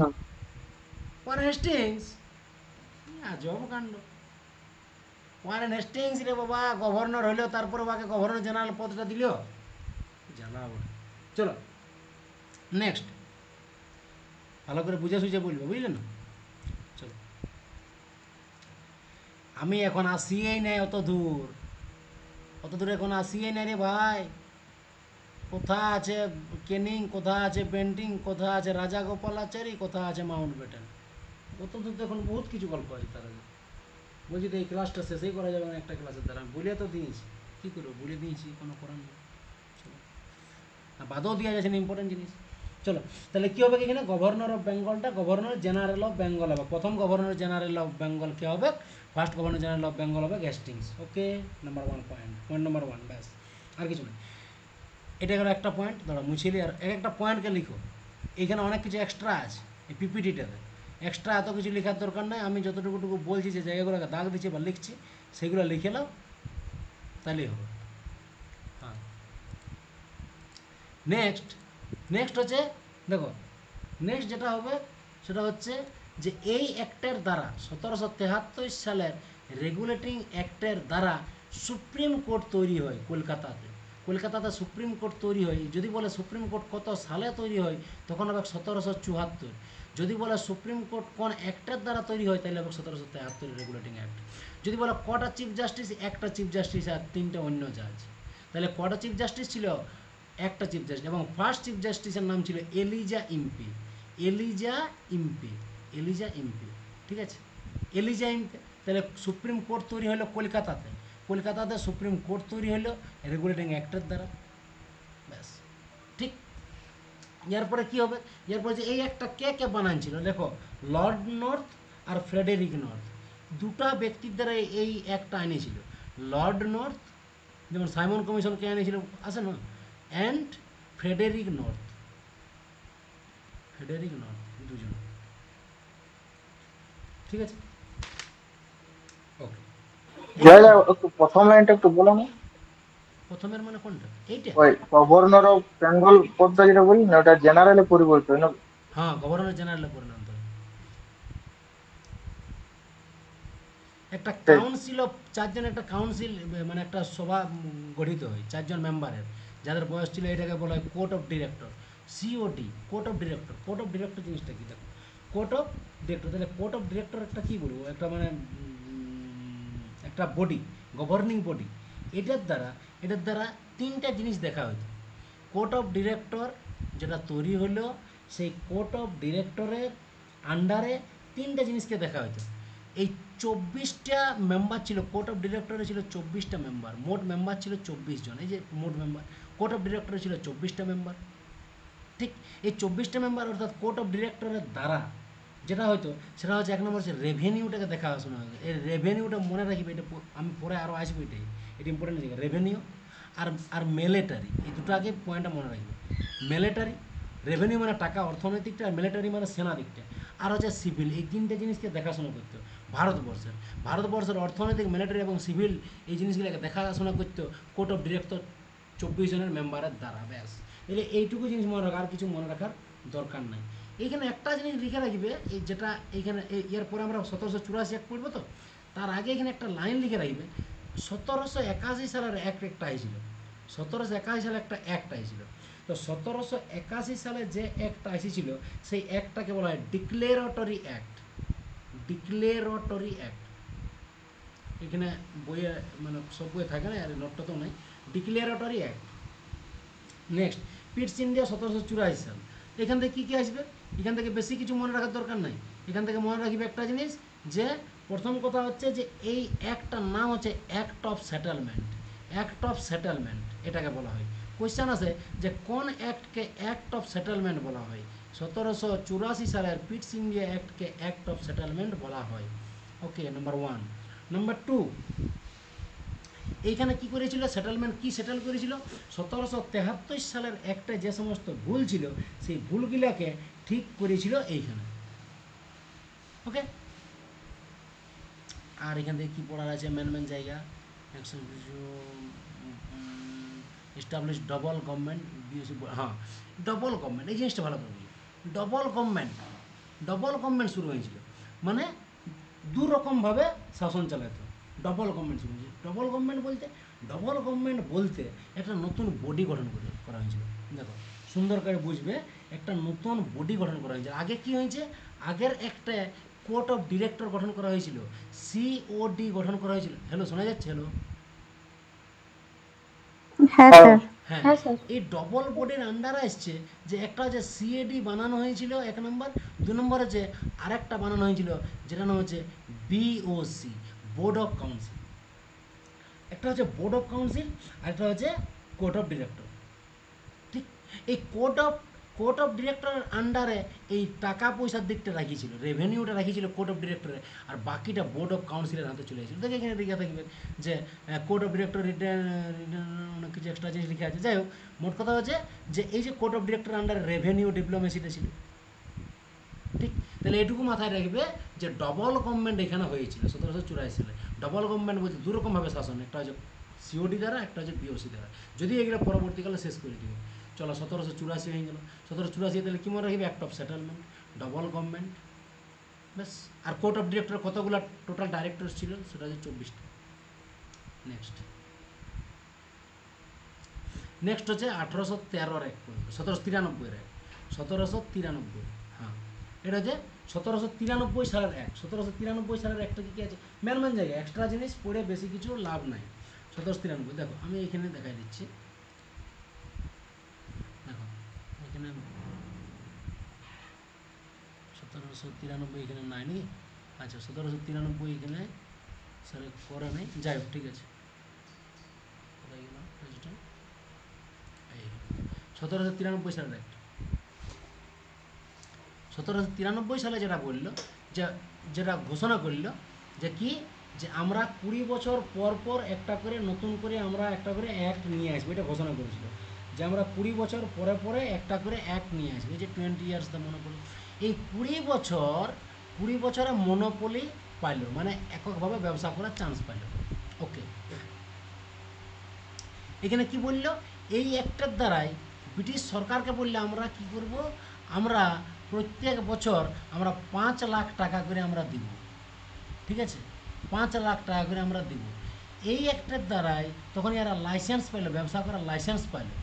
তাই এইখান থেকে ইস্ট ইন্ডিজ কোম্পানির ক্ষমতাটা বাড়িয়ে যাবে।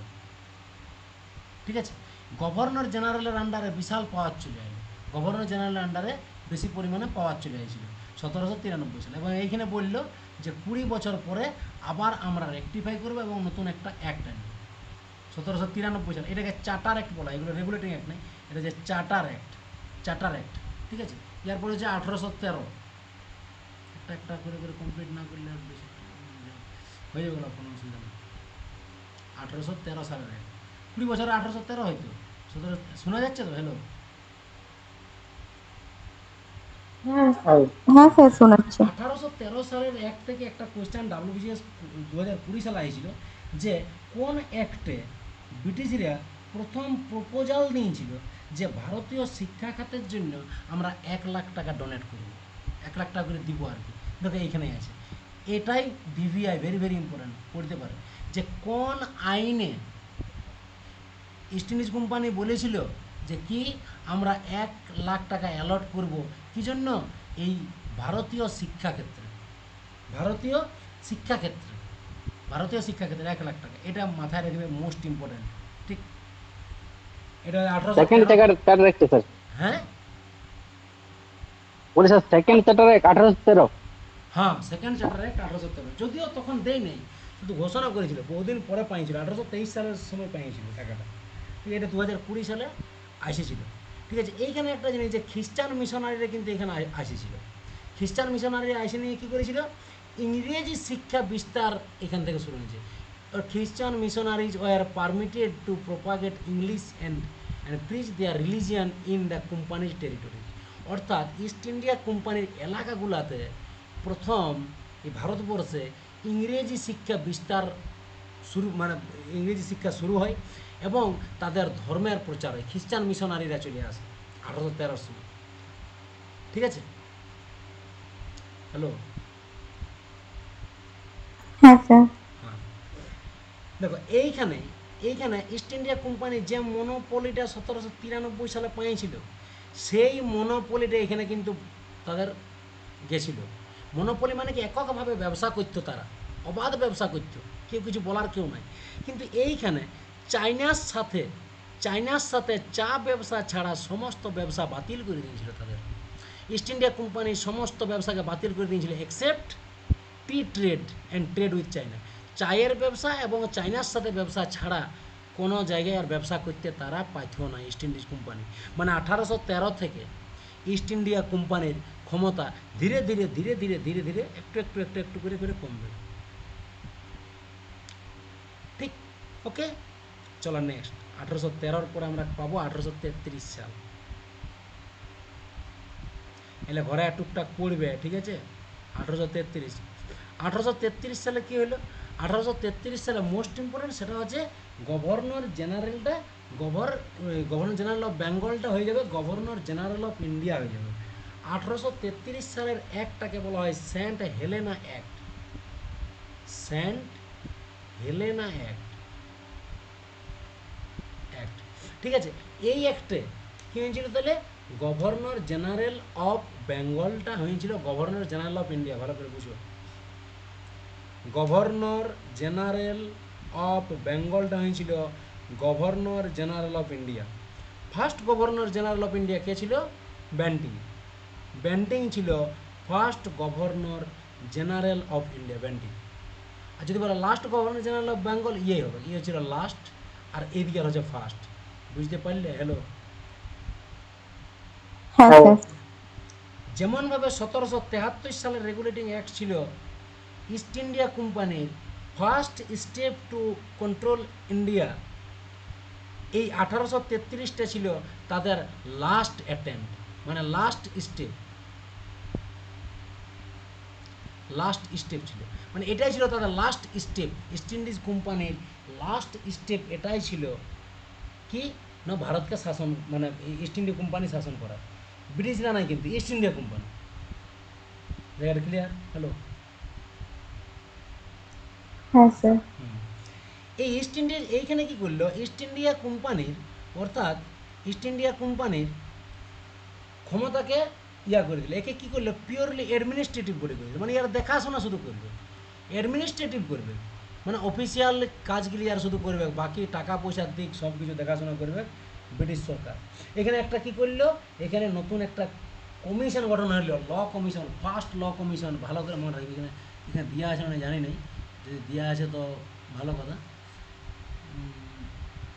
এখানে দেওয়া আছে ওপেন কম্পিটিশন। আচ্ছা, এই দেখো হেলেনা, দেখো control of the island Saint Helena was transfer from East India Company to the Crown. মানে রানীর কাছে ক্ষমতা চলে এলো।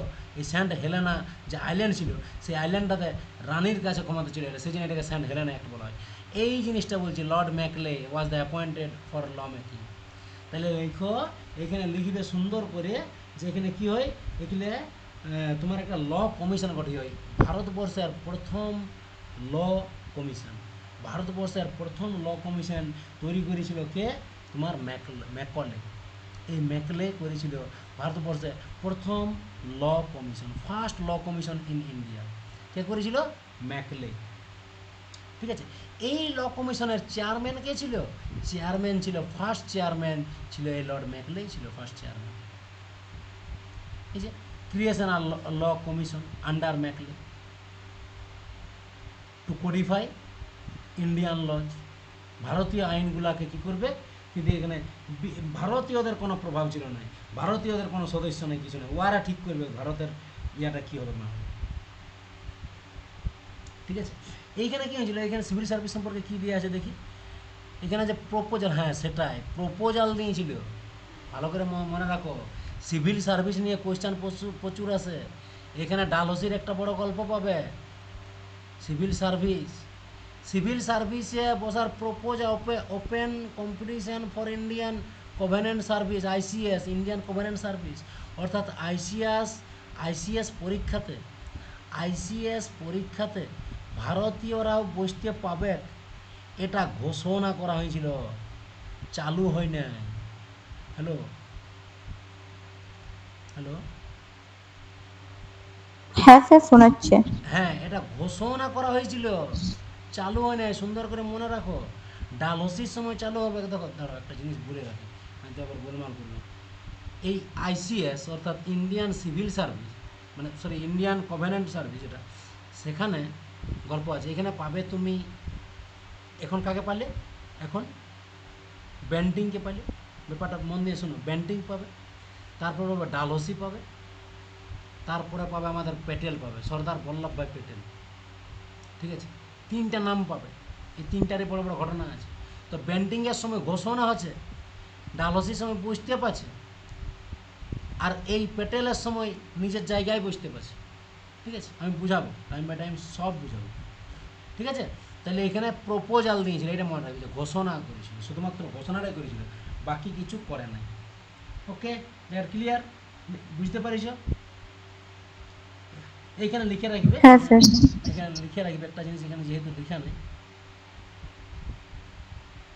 কত 1833, এখানে 20 বছর বাড়ানো হয়েছে, এটা লিখেছে। কিন্তু এই যে অ্যাডমিনিস্ট্রেটিভ বডি, এটাও লিখে নিয়েছে। Complete end of companies monopoly, এইখানে এই যে লাইনটা আছে, কোম্পানিজ মনোপলিটাকে শেষ করে দিয়েছিল, কমপ্লিট এন্ড, এখানে ব্যতিক্রমটা লিখে রাখবে। সরি, মানে আগেরটা ছিল ব্যতিক্রম, সরি। হ্যাঁ, আগে যেটা ছিল যে টি অ্যান্ড চাইনার সাথে আর টিয়ের সাথে যে ব্যবসাটা চলতো, ব্যতিক্রমে যেটুকু ছিল সেটাকেও শেষ করে দিলে এইখানে।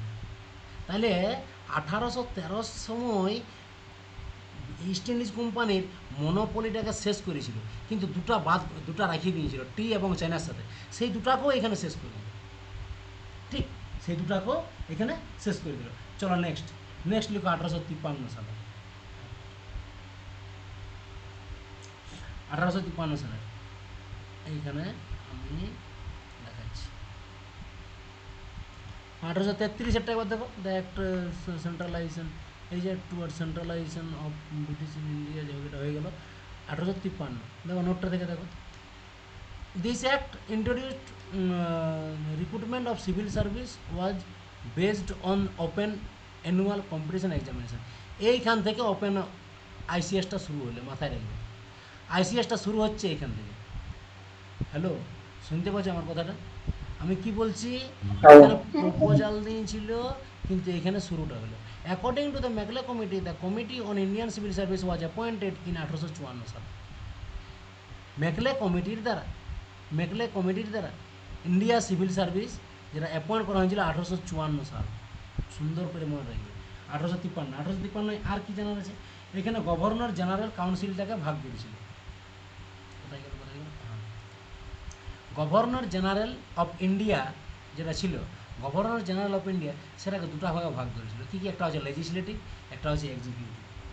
ঠিক আছে, এক্সিকিউটিভও কিছু চেঞ্জ আনিছিল, কিন্তু লেজিসলেটিভে কোনো চেঞ্জ আনেনি। দেখো এইখানে কোনো চেঞ্জ নেই, এখানে নো চেঞ্জ, যা ছিল তাই। চিফ জাস্টিস থাকবে, জাজ থাকবে সুপ্রিম কোর্টে, সব কিছু, আর এটা সিভিল সার্ভিসগুলো থাকবে, সব কিছু ঠিকঠাক, কোনো অসুবিধা নেই। কিন্তু এই এক্সিকিউটিভ বডিটা চেঞ্জ করেছিল। এক্সিকিউটিভ বডিটা কী করেছিল, 6টা মেম্বার থেকে দেওয়া আছে। The law officer was made a permanent member of the governor general company, taking its strength to 4, excluding viceroy, increased to 5। আচ্ছা, ঠিক আছে, এখানে 4টা মেম্বার স্ট্রেংথ করেছিল, অর্থাৎ 4জনকে বাড়াইছিল। সেটা হচ্ছে একটা মাদ্রাস, এত কিছু মনে রাখার দরকার নেই, বলে যাচ্ছি। মাদ্রাস থেকে একটা বাড়াইছিল, বোম্বে থেকে, একটা ছিল বেঙ্গল থেকে, একটা ছিল আগ্রা থেকে। ঠিক আছে, চলো, এত কিছু দরকার নেই। নেক্সট,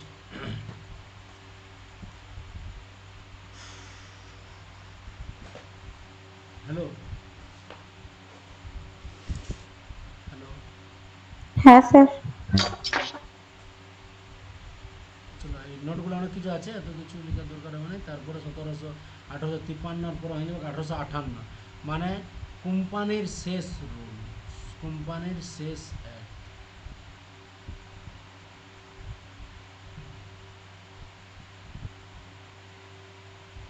কোথায় গেল 1858? সাউন্ড ক্লিয়ার আছে তো? Yes, sir.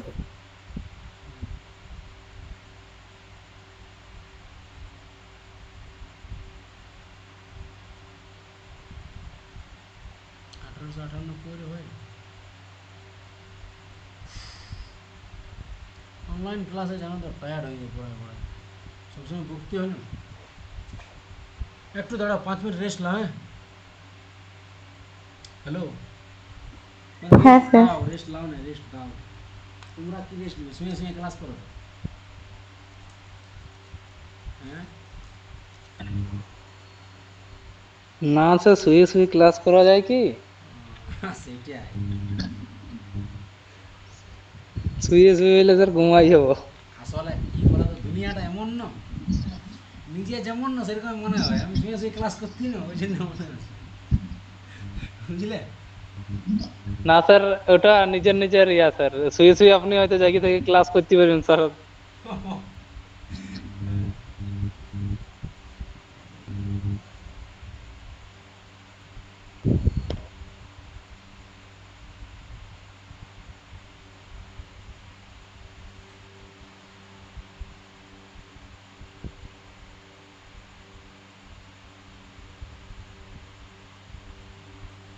শোনো অসীম, সবাইকে বলছি, হ্যাঁ স্যার বলুন।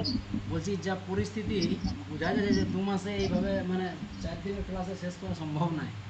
ঠিক আছে, আমি ক্লাসের সংখ্যা বাড়াচ্ছি, আমি কালও ক্লাস করাবো। ঠিক আছে, ক্লাসের সংখ্যা বাড়াচ্ছি, 5 দিন 6 দিন করে ক্লাস করবো, তাছাড়া শেষ নাই হবে 2 মাসে। কারণ দেখো, চোখের সামনে আমি দেখতে পাই যে এগুলো পরীক্ষা পড়ে, এবার আমরা কী করে ওগুলো বাদ দেবো বলো? কতটা বাদ দেবো? স্যার হোক না, কোনো চাপ নেই। না হোক না মানে কি বলবো, মানে এতটা প্রেশার হচ্ছে যে কিছু বলার নেই। কালকে যেমন, কালকে ধরো তোমাদেরকে ক্লাস করালে,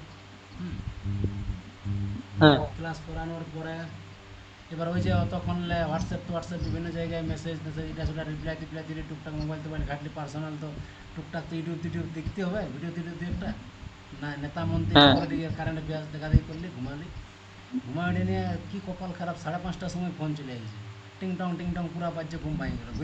ঘুরে 6টার সময় ফোন, ঘুম হইলো নাই। সকালে কী করলি, মুখ হাত ধুয়ে ফ্রেশ হয়ে চলে গেলে ক্লাস করা যায়। ক্লাস হ্যাঁ। করাই ডিউটি করে 1টা-1.5টার দিকে আনলি, স্নান খাওয়া দাওয়া করে ঘুমালি, টুকু না ঘুমালে পারবো না বলে ঘুমায়নি, আর টুকুক্ষণ দেখলি তোমাদেরকে যেগুলো পড়াবো এগুলো, আর এই দেখে নিয়ে আর ঘুরে শুরু করো, এমনভাবে যাচ্ছে। কারণ আর তাছাড়া হবে কেউ নাই। না, ঘুমাইলে তো চলবে কোনো স্যার, গাড়ি তো ইয়া তো লয় স্যার, মেশিন তো লয়। মেশিন তো লয়, আর মেশিনেও তো তেল লাগে রে ভাই। মেশিন হলে তেল লাগে স্যার, মেশিন হলে তেল লাগে কিন্তু চলতে থাকে অনবরত। হ্যাঁ, চলো তাহলে 1858, হ্যাঁ 1858 দেখো, স্যারে এখানে কী করেছে, ক্ষুদ্র জায়গা দিয়েছে, এগুলাই পরীক্ষা বেশি আসে। কিন্তু এখন এটা ধরো 2015-16 সালের নয়, এখন তো একটু ডেভেলপ এখানে কোয়েশ্চেন, সেই জন্য আর একটু দেখতে পড়তে হবে। এটা বুঝতে গেলে তোমাকে বুঝতে হবে যে 1857 সালে কী হয়েছিল। 1857 সালে হয়েছিল কি মহাবিদ্রোহ।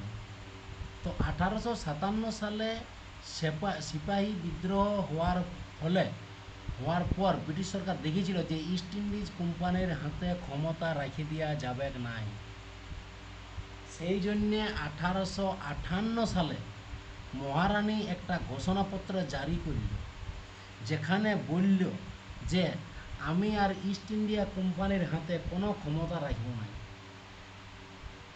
তাহলে কি করব, আমি যেটা করব সেটা হচ্ছে ভাইসরয় নিয়োগ করব। তখন এইখানে ভাইসরয় নিয়োগ করব।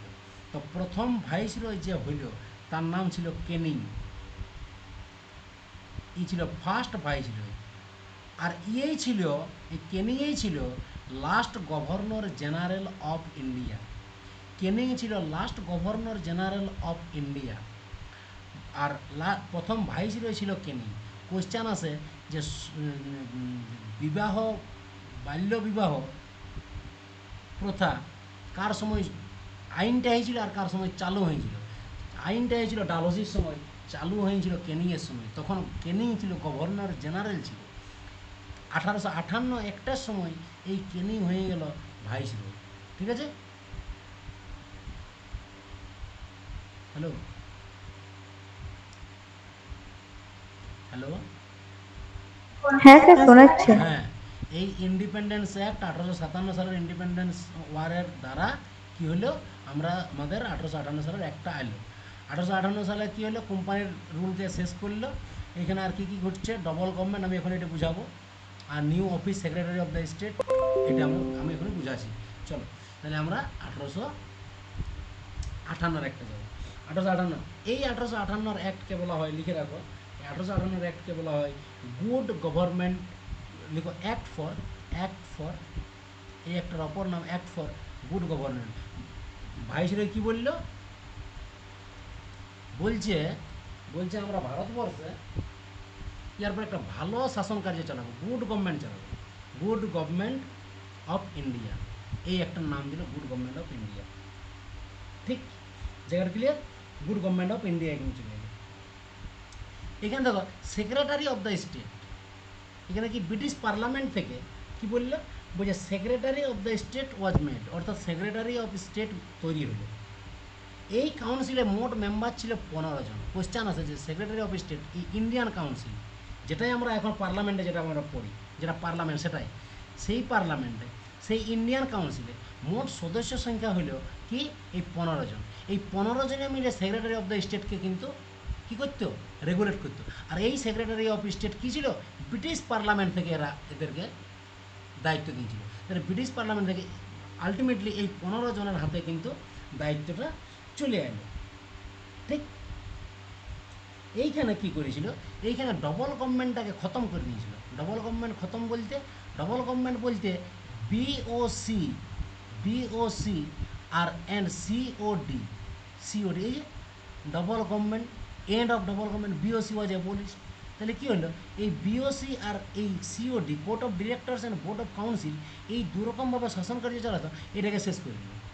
এটা তো ইস্ট ইন্ডিয়া কোম্পানি তৈরি করেছিল না, এটা কী করলে, এটাকে শেষ করে দিল।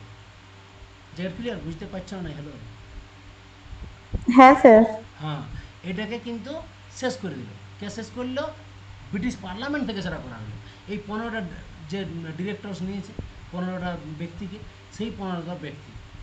ঠিক, আর দেখো ভাইসরয় অফ ইন্ডিয়া, এই যে ভাইসরয়ের এক্সিকিউটিভ কাউন্সিল তৈরি হলো, যেটা 4 জনকে নিয়োগ করা হলো। এগুলো কোয়েশ্চেন আছে যে ভাইসরয় এক্সিকিউটিভ কাউন্সিল কবে তৈরি হয়েছিল, 1858 সালের একটা সময়। কে ছিল ভাইসরয় তখন, আমাকে এটা, ঠিক আছে। চলো নেক্সট দেখো কি বলছে, a decision in the council was made by majority. ব্যাপারটা বুঝো, মেজরিটি দ্বারা একটা ডিসিশন নেওয়া হতো। পার্লামেন্টে যেমন মেজরিটি দ্বারা একটা ডিসিশন হয়, কিন্তু সেটাকে দেখতো কে, দেখতো ভাইসরয়। আগে দেখতো ভাইসরয় কার লোক, ভাইসরয় হয়েছে মহারানীর লোক, মহারানী তাকে নিয়োগ করেছে। অর্থাৎ রানী শেষটাতে দেখতো যে কী করেছে না করেছে, তারপরে সব কিছু হবে। অর্থাৎ রানীর হাতে পুরোপুরি ক্ষমতা চলে এসেছে। ক্লিয়ার? চলো 1858 পরে আমরা কি দেখবো, 1861 ছোটো ছোটো কয়েকটা অ্যাক্ট আছে, সেগুলোকে আমরা দেখবো। এখানে সুন্দর করে দেওয়া আছে, দেখো এখানে দেওয়া নাই নাকি, ঠিক আছে, ওগুলো অতটা ইম্পর্টেন্টও না। ঠিক আছে, 3টে ইন্ডিয়ান কাউন্সিল অ্যাক্ট হয়েছিল। কোয়েশ্চেন কটা ইন্ডিয়ান কাউন্সিল অ্যাক্ট হয়েছিল, ইন্ডিয়ান কাউন্সিল অ্যাক্ট হয়েছিল 3টে ইন্ডিয়ান কাউন্সিল অ্যাক্ট হয়েছিল। একটা হচ্ছে 1861 হয়েছিল, একটা হয়েছিল 1892, একটা হয়েছিল 1909। তো 1909 আর 1892 ইম্পর্টেন্ট। 1909 একটু আগে দেখলাম না, এই যে 1892, ঠিক আছে, 1892 একটা কী কী হয়েছিল দেখো, ইন্ডিয়ান কাউন্সিল অ্যাক্ট 1892 সাল। ঠিক, 1861 সম্পর্কে একটু বলি, হালকা বলতে হবে, হালকা, একদম হালকা। 1861 সম্পর্কে একটু বলছি। ঠিক, 1861 যেটা হয়েছিল সেটা হচ্ছে যে এইখানে রিপ্রেজেন্টেটিভটা এইখান থেকেই শুরু হয়ে গেছিল, মানে সংরক্ষণ। ঠিক আছে, রিপ্রেজেন্টেটিভ কী করা হয়েছিল, কিছুগুলো ইন্ডিয়ানকে নিয়োগ করা হয়েছিল 1861 কাউন্সিল অ্যাক্টের দ্বারা কিছুগুলো ইন্ডিয়ানসদেরকে নিয়োগ করা হয়েছিল এইখানে, ঠিক আছে। সেই ইন্ডিয়ানসদের মধ্যে এই 1862 এই অ্যাক্টের দ্বারা 1862 সালে এই কেনিং 3টা ব্যক্তিকে নিয়োগ করেছিল। সেই 3টা ব্যক্তি কে কে ছিল? 3টা ব্যক্তি ছিল, এক নাম হচ্ছে বেনারসের রাজাকে নিয়েছিল, বেনারসের রাজা, আর পাটিয়ালার মহারাজাকে নিয়েছিল, পাটিয়ালার মহারাজা, আর একটা ছিল দিনকর রাওকে নিয়েছিল, দিনকর রাও। এই 3টা ব্যক্তিকে নন অফিসিয়াল হিসাবে নিয়োগ করেছিল 1861 সালের অ্যাক্টের দ্বারা 1862 সালে, ঠিক। ওকে, আর কি হয়েছিল 1861? একটা হচ্ছে পোর্টফোলিও সিস্টেম শুরু হয়েছিল, portfolio system was started. Portfolio system মানে কি? মানে বিভিন্ন পদ, পোর্টফোলিও সিস্টেম, যেটা হয়েছিল 1859 সালেই, আগেই হয়েছিল, ঠিক আছে, ভালো কথা। কিন্তু এই 1859 সালে যে পোর্টফোলিও সিস্টেম শুরু হয়েছিল সেটাকে এই 1861 অ্যাক্টে মর্যাদা দিয়েছিল, মানে রিকগনাইজড করে লাইসেন্স প্রাপ্ত করে দিয়েছিল, যে 1859 সালের যে পোর্টফোলিও সিস্টেম সেটাকে রিকগনাইজ করে দিয়েছিল, ঠিক। That clear? হ্যালো হ্যালো হ্যাঁ স্যার বলুন। হ্যাঁ, আর বেঙ্গল, স্যার শোনাচ্ছে। হ্যাঁ, বেঙ্গল আর নেফা, NWFP মানে কি? North western frontier Province. এই দুটো জায়গার জন্য নতুন লেজিসলেটিভ কাউন্সিল তৈরি করেছিল, ব্যাস। 1862 ক্লিয়ার। এবার 1892 ইন্ডিয়ান কাউন্সিল অ্যাক্ট 1892। এইখানে মাথায় রাখবে, এইখানে একটা কোয়েশ্চেন বারবার আছে, ইলেকশন শব্দটা এখানে ব্যবহার করা হয়নি, এটা কি নোটের মধ্যে আছে? নোটের মধ্যে নাই। এখানে লিখে রাখো বাংলায় যে ইলেকশন শব্দটি ব্যবহার করা হয়নি, এটাই পড়ে পরীক্ষায়, ইলেকশন শব্দটি ব্যবহার হয়নি একটা। আরেকটা লিখে রাখো যে এই একটাই প্রথম ভারতের ইতিহাসে বাজেট নিয়ে আলোচনা করা হয়। বাজেট মানে বুঝতে পারছো তো? বাজেট নিয়ে আলোচনা করা হয়েছিল, এইখানে প্রথম বাজেট নিয়ে আলোচনা করা হয়েছিল 1892 সালের একটা। এই 1892 সালের 24টা মেম্বারের মধ্যে মোট 5 জন ছিল ইন্ডিয়ান, ঠিক। ব্যাস 1892 হলো। এবার হচ্ছে 1909।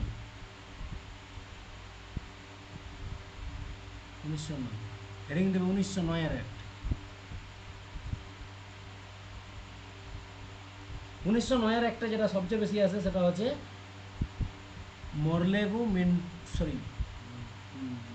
তোমার কি মরলেমেন্টো রিফর্মস, ঠিক আছে। 1909 যেগুলো মনে রাখবে সেটা হচ্ছে মরলেমেন্টো রিফর্মস, এটা ভালো করে মনে রাখবে। মরলেমেন্টো রিফর্মস কবে হয়েছিল? সেটা হচ্ছে 1909 সালে। কি ছিল? সেক্রেটারি কে ছিল? কেউ বলতে পারবে সেক্রেটারি কে ছিল? প্রচুর কোয়েশ্চেন আছে যে মরলেমেন্টো রিফর্মসের সেক্রেটারি কে ছিল 1 নম্বর, আর ভাইসরয় কে ছিল? ভাইসরয় ছিল মিন্টু, আর সেক্রেটারি ছিল তোমার মরলে ছিল কি সেক্রেটারি, মিন্টো ছিল ভাইসরয়। ওকে, জায়গাটা ক্লিয়ার? হ্যালো হয়েছে? এইখানে যেটা পরীক্ষায় আছে যে পিল কমিটি করানো হয়েছিল, পিল কমিটি, PEER কমিটিটার নাম ছিল পিল কমিটি। পিল কমিটি যদি বলে কোন অ্যাক্টের দ্বারা আসে, সেটা হচ্ছে এই 1909 সালের মরলেমেন্টো রিফর্মস দ্বারা পিল কমিটি আসে। মানে কি? মানে হচ্ছে পিল কমিটির কাজ ছিল ফেডারেশন স্ট্রাকচারকে মেনটেন করা, ফেডারেশন স্ট্রাকচার, অর্থাৎ যে ফেডারেল গভর্নমেন্ট আমরা পড়ি ভারতীয় সংবিধানে, সেই ফেডারেশন স্ট্রাকচারের দাবিটা প্রথম দিয়েছিল পিল কমিটির দ্বারা। মানে ফেডারেল স্ট্রাকচার মানে কি? তুমি বাইরে বেরোতে পারবে না, আমাদের ভারতীয় সংবিধানটা হচ্ছে কি, ভারত দেশটা হচ্ছে কি কোয়াজি ফেডারাল, পুরোপুরি ফেডারাল নয়, যেমন আমেরিকা ফেডারাল। তো এইখানে পিল কমিটির দ্বারা ফার্স্ট টাইম ভারতীয় ইতিহাসে ফেডারেল স্ট্রাকচারটাকে নিয়ে আসে। ওকে, জায়গা ক্লিয়ার? এইখানে কি হয়েছিল? এখানে লেজিসলেটিভ কাউন্সিলে সংখ্যাটা বাড়াইছিল সত্যেন্দ্র প্রসাদ সিনহা, নাম লিখে সত্যেন্দ্র প্রসাদ সিনহা। এটা কি এখানে কি দেওয়া আছে? ইনক্রিজ দ্য মেম্বার 16 to 60 16 থেকে 60 জন বাড়ান ছিল। নন অফিসিয়াল মেজরিটি পিএলসি, ঠিক আছে, বাদ দাও, এত কিছু দরকার নাই। এখানে যেটা মনে রাখবে, Satyendra Prasad Sinha was the first Indian to appoint VC. ভালো করে মনে রাখো এটা ভাই, খুব important, very very important. WBKP যাই এক্সাম হোক না কেন, বিশাল ইম্পর্ট্যান্ট, ঠিক আছে। Viceroy's executive council, VC মানে হচ্ছে ভাইস রয়েজ এক্সিকিউটিভ কাউন্সিল। তাহলে ভাইস রয়েজ এক্সিকিউটিভ কাউন্সিলের প্রথম ভারতীয় সদস্যর কি নাম? ভাইস রয় একটা এক্সিকিউটিভ কাউন্সিল তৈরি করেছিল, যে কাউন্সিলের প্রথম ভারতীয় সদস্য ছিল সত্যেন্দ্র প্রসাদ সিনহা। এ ছিল একটা ল মেম্বার, এই যে ল মেম্বার, এ ছিল law member. He was appointed the first governor of Bihar Orissa in 1920 সালে। এই প্রথম বিহার এবং উড়িষ্যার গভর্নর হয়েছিল। ই ছিল প্রথম ব্যক্তি, প্রথম ভারতীয় যিনি এইরকম একটা অফিসারের পদ পাইছিল ব্রিটিশ সরকার আন্ডারে। এই আইনের দ্বারাই সেপারেট ইলেক্টোরেট ফর মুসলিমদের জন্য সেপারেট ইলেকশনের ব্যবস্থা হয়। ঠিক, বুঝতে পারলে? মানে কি, মানে হচ্ছে যে Muslim members were to be elected only by Muslim voters. মানে মুসলিম মেম্বার যারা থাকবে তারা কেবলমাত্র মুসলিম ভোটার দ্বারাই নির্বাচিত হবে। এইখানেই তো ভেদাভেদটা তৈরি করেছিল, এইখানেই তো হিন্দু মুসলিমের ঝামেলাটা শুরু করে দেয়। A separate electorate for Muslim in the council was introduce. মানে মুসলিম মেম্বারগুলো কেবলমাত্র মুসলিমদেরই ভোট পাবে, হিন্দু ভোট পাবে না, ঠিক আছে। তাহলে এখান থেকে কিন্তু ওইটা শুরু হয়ে যায়। ঠিক, এই জন্য মিন্টোকে বলা হয়, এই ধর্মীয় আন্দোলনের সূত্রপাতি করে দিয়েছিল, সেই জন্য মিন্টোকে বলা হয় ফাদার অফ কমিউনাল ইলেক্টোরেট। মিন্টোকে কি বলা হয়? মিন্টোকে বলা হয় ফাদার অফ কমিউনাল, সাম্প্রদায়িক কি বলে বাংলায়, কমিউনাল ইলেক্টোরেট। কমিউনাল ইলেক্টোরেটের জনক কাকে বলা হয় যদি বলে, তাহলে অ্যান্সার হবে মিন্টো। মিন্টো ছিল ফাদার অফ কমিউনাল ইলেক্টোরেটের জনক। ব্যাস, 1919 চলে আসো। 1919 একটা কথাই পেলাম।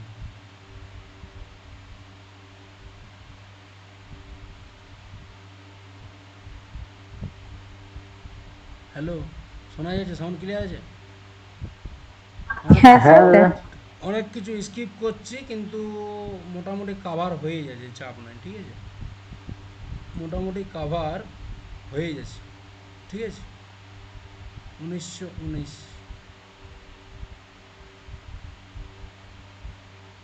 একটা নাই, চলো 1919 একটা একটু লিখো, এখানে লিখা নেই 1919 একটা।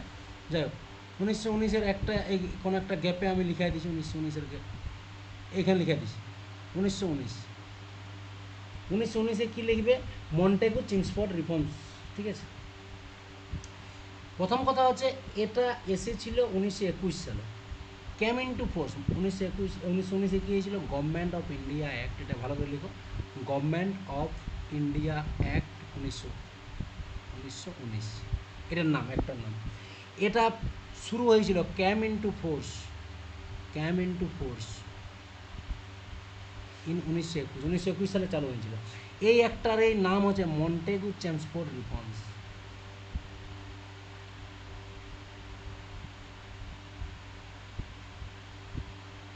মন্টেগু চেমসফোর্ড রিফর্মস, এই মন্টেগু চেমসফোর্ড রিফর্মসের মধ্যে এই মন্টেগু যে ব্যক্তিটা ছিল সে ছিল সেক্রেটারি। কোশ্চেন আসে যে মন্টেগু চেমসফোর্ড রিফর্মসের সেক্রেটারি কে ছিল? মন্টেগু। চেমসফোর্ড ছিল কি? এই ছিল ভাইসরয়, ঠিক আছে। That clear? হ্যালো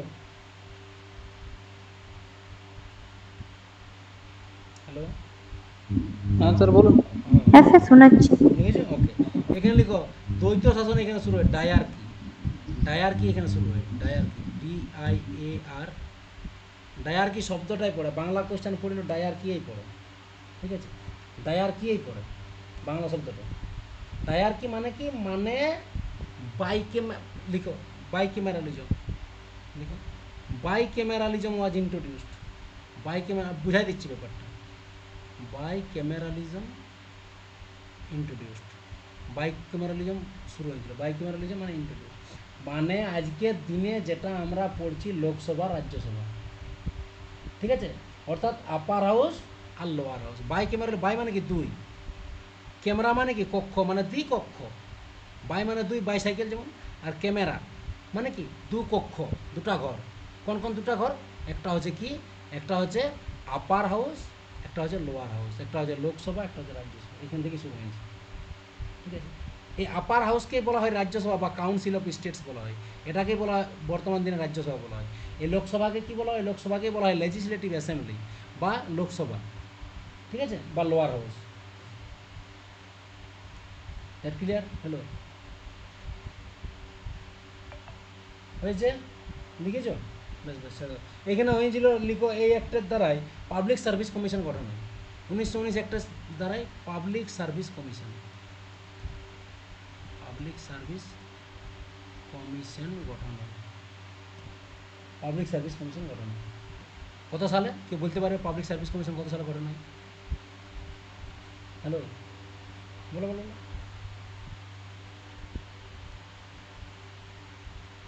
হ্যালো, হ্যাঁ স্যার বলুন। বলি পাবলিক সার্ভিস কমিশন কত সালে গঠন হয়? বলো রে ভাই, বলা তো দরকার। স্যার 19 1900, স্যার 1919-এ। দেখলে ঢিল ছিঁড়ে দিলে, আমি জানি তো 1919-এই বলি, ঢিল ছুঁড়ে দিলে তার মিলবে না, কাছাকাছি হলো 1926 সাল, 1926 সালে তৈরি হয় পাবলিক সার্ভিস কমিশন, ঠিক আছে। এই একটা কথা বলেছিল যে আমরা 10 বছর পরে যা কিছু করি, আমরা 10 বছর পরে মোট কথা নিয়ে আসবো। মানে বলেছিল যে appointment of a statutory commission to inquire into the report its working after 10 years. 10 বছর পর মানে কত হতো? 1929। 10 বছর পর মানে 1929। 1929 সালে আমরা কি স্ট্যাচুটারি কমিশন আমরা একটা নিয়োগ করব, কিন্তু 10 বছর হওয়ার আগেই 1927 সালে একটা ঘটনা ঘটেছে। ব্রিটিশরা চালাকি করে, ব্রিটিশরা দেখতে থাকে 1919 সাল মানে কি, সেই সময় রিভলিউশনারি মুভমেন্ট চূড়ান্তে ভারতবর্ষে, রিভলিউশনারি মুভমেন্ট চূড়ান্তে। ব্রিটিশ সরকার দেখছে যে যদি নতুন করে আইনের পরিবর্তন যদি না করা হয় তাহলে আমরা আগে পালাতে হবে, তাহলে অত দিন অপেক্ষা করা যাবে না, তার আগেই এই আইনটাকে ভঙ্গ করে নতুন একটা আইন আনতে হবে। তো 1929 সাল হওয়ার আগেই 1927 সালে একটা কমিটি গঠন করে দেয়, যেটার নাম ছিল সাইমন কমিশন। সাইমন কমিশন, তাহলে সাইমন কমিশন বলো যাই বলো, যেটা হওয়ার কথা ছিল 1929, বাট তারা কিন্তু এই রুল ফলো করে নাই, তারা এই রুল ভাঙিয়ে নিয়ে তারা 1927 সালে সাইমন কমিশন গঠন করে দিল। সাইমন কমিশনে গঠন করে দিল কতদিন আগে? কোশ্চেন আছে যে সাইমন কমিশন কতদিন আগে গঠন করে দিয়েছিল? 2 বছর আগেই করে দিয়েছিল। 2 বছর আগে হওয়ার কথা তো 1929-এ, কিন্তু হয়েছিল। এই স্লাইডটা পালে খুব ভালো হতো, কিন্তু এটা আমি লিখতেই ভুলে গেছি। একটু পিডিএফটা দেখো না তোমরা, যদি পিডিএফটা 1919 দেখতে পাও তাহলে আমাকে বলবে যে স্যার আছে 1919। হ্যাঁ, ঠিক আছে। তাইলে 1929 সালে সাইমন কমিশন আসার কথা, কিন্তু 1927 সালেই সাইমন কমিশন ভারত মানে তৈরি হয়নি, সাইমন কমিশন গঠন হয়ে গেল 2 বছর আগেই গঠন হয়ে গেল। এটা তো মানবে নাই, ভারতবর্ষ মানবে নাই, কারণ সেই সময় এদিকে উঠছে ভগৎ সিং, ঠিক আছে, ভগৎ সিং উপরে উঠে যাচ্ছে সেই সময়, ইয়াং গোষ্ঠীটা পুরাটা উপরে উঠছে, ব্রিটিশদের একটা ভয় আছে। এই সাইমন কমিশনের 7টা মেম্বার ছিল, 7জনেই ছিল ব্রিটিশার্স, একটাও ভারতীয় ছিল না, যার জন্য আরও বেশি রাগিয়ে গেল মানুষ। 7জনেই ছিল তোমার, স্যার জন সাইমন ছিল সেখানে, কি সেখানে ছিল হেড ছিল। সাইমন কমিশনের কাজ কি ছিল? ভারতে আমরা একটা সংবিধান বানাবো, ভারতবর্ষে একটা কী করবো, আমরা সংবিধান বানাবো, আমরা দেখবো যে ভারতবর্ষে কেমনভাবে চলবে না চলবে, ঠিক আছে। এই রিপোর্টটা জমা করেছিল 1930 সালে। ওকে, নেক্সট। তাহলে এটা গেল সাইমন কমিশনের গল্প। যদিও সাইমন কমিশন আমরা কিন্তু পরবর্তীকালে আরও ভালো করে পড়বো যখন আমরা পড়বো, কি জানো, মডার্ন হিস্ট্রি যখন আমরা পড়বো, ঠিক। চলো, 1919-এর পরে 1935 একদম শেষে আছে। 1935 সালের 1935 করে ভাই, 1935, হ্যাঁ 1935 সালের এটাকে সেন্ট্রাল লেভেলের অ্যাক্ট, এটাকে বলা হয় গভর্নমেন্ট অফ ইন্ডিয়া অ্যাক্ট 1935। এখানে কি হয়েছিল, এই যে সেন্টারে ডায়ারকি ছিল, ডায়ারকি সেন্টার ছিল, মানে কি সেন্ট্রাল গভর্নমেন্টের দুটো ব্যাপার ছিল, একটা হচ্ছে ভাইসরয়, একটা হচ্ছে ইন্ডিয়ান মিনিস্টার্স। ঠিক, ভাইসরয় ইন্ডিয়ান মিনিস্টার। এখান থেকে কী কী মনে রাখতে হবে, এখানে মনে রাখতে হবে যে ইন্ডিয়া অর্থাৎ ভারত সরকার, ভারতীয়রা এখানে পুরোপুরি কবজা করেছিল ইংরেজরা। ঠিক, এইখানে কী হয়েছিল, এইখানে প্রভিন্সিয়াল অটোনমি শুরু, এখানে পয়েন্টগুলো দেখে দেখে আমি বলছি, এখানে পয়েন্টগুলো দেখে দেখে একটা বলছি। এটা ছিল পার্মানেন্ট এই ইম্পেরিয়াল লেজিসলেটিভ কাউন্সিল, কাউন্সিলটাকে দুটো ভাগে ভাগ করেছে, একটা হচ্ছে ফেডারেল অ্যাসেম্বলি, একটা হচ্ছে council of states. Federal assembly 5 বছর ডিউরেশন, এত কিছু মনে রাখার দরকার নাই। মনে রাখবে শুধু এটাই যে এখানে ডায়ারকিটা শেষ করে দিয়েছিল, ডায়ারকি লুপ্ত হয়, ডায়ারকি লুপ্ত হয় এখানে। ঠিক আছে, ওকে। আর ভালো জানি কষ্ট করে তার, বুঝলে। আজকে বন্ধ করছি ক্লাস, বুঝলে। হ্যালো, কটা বাজবে?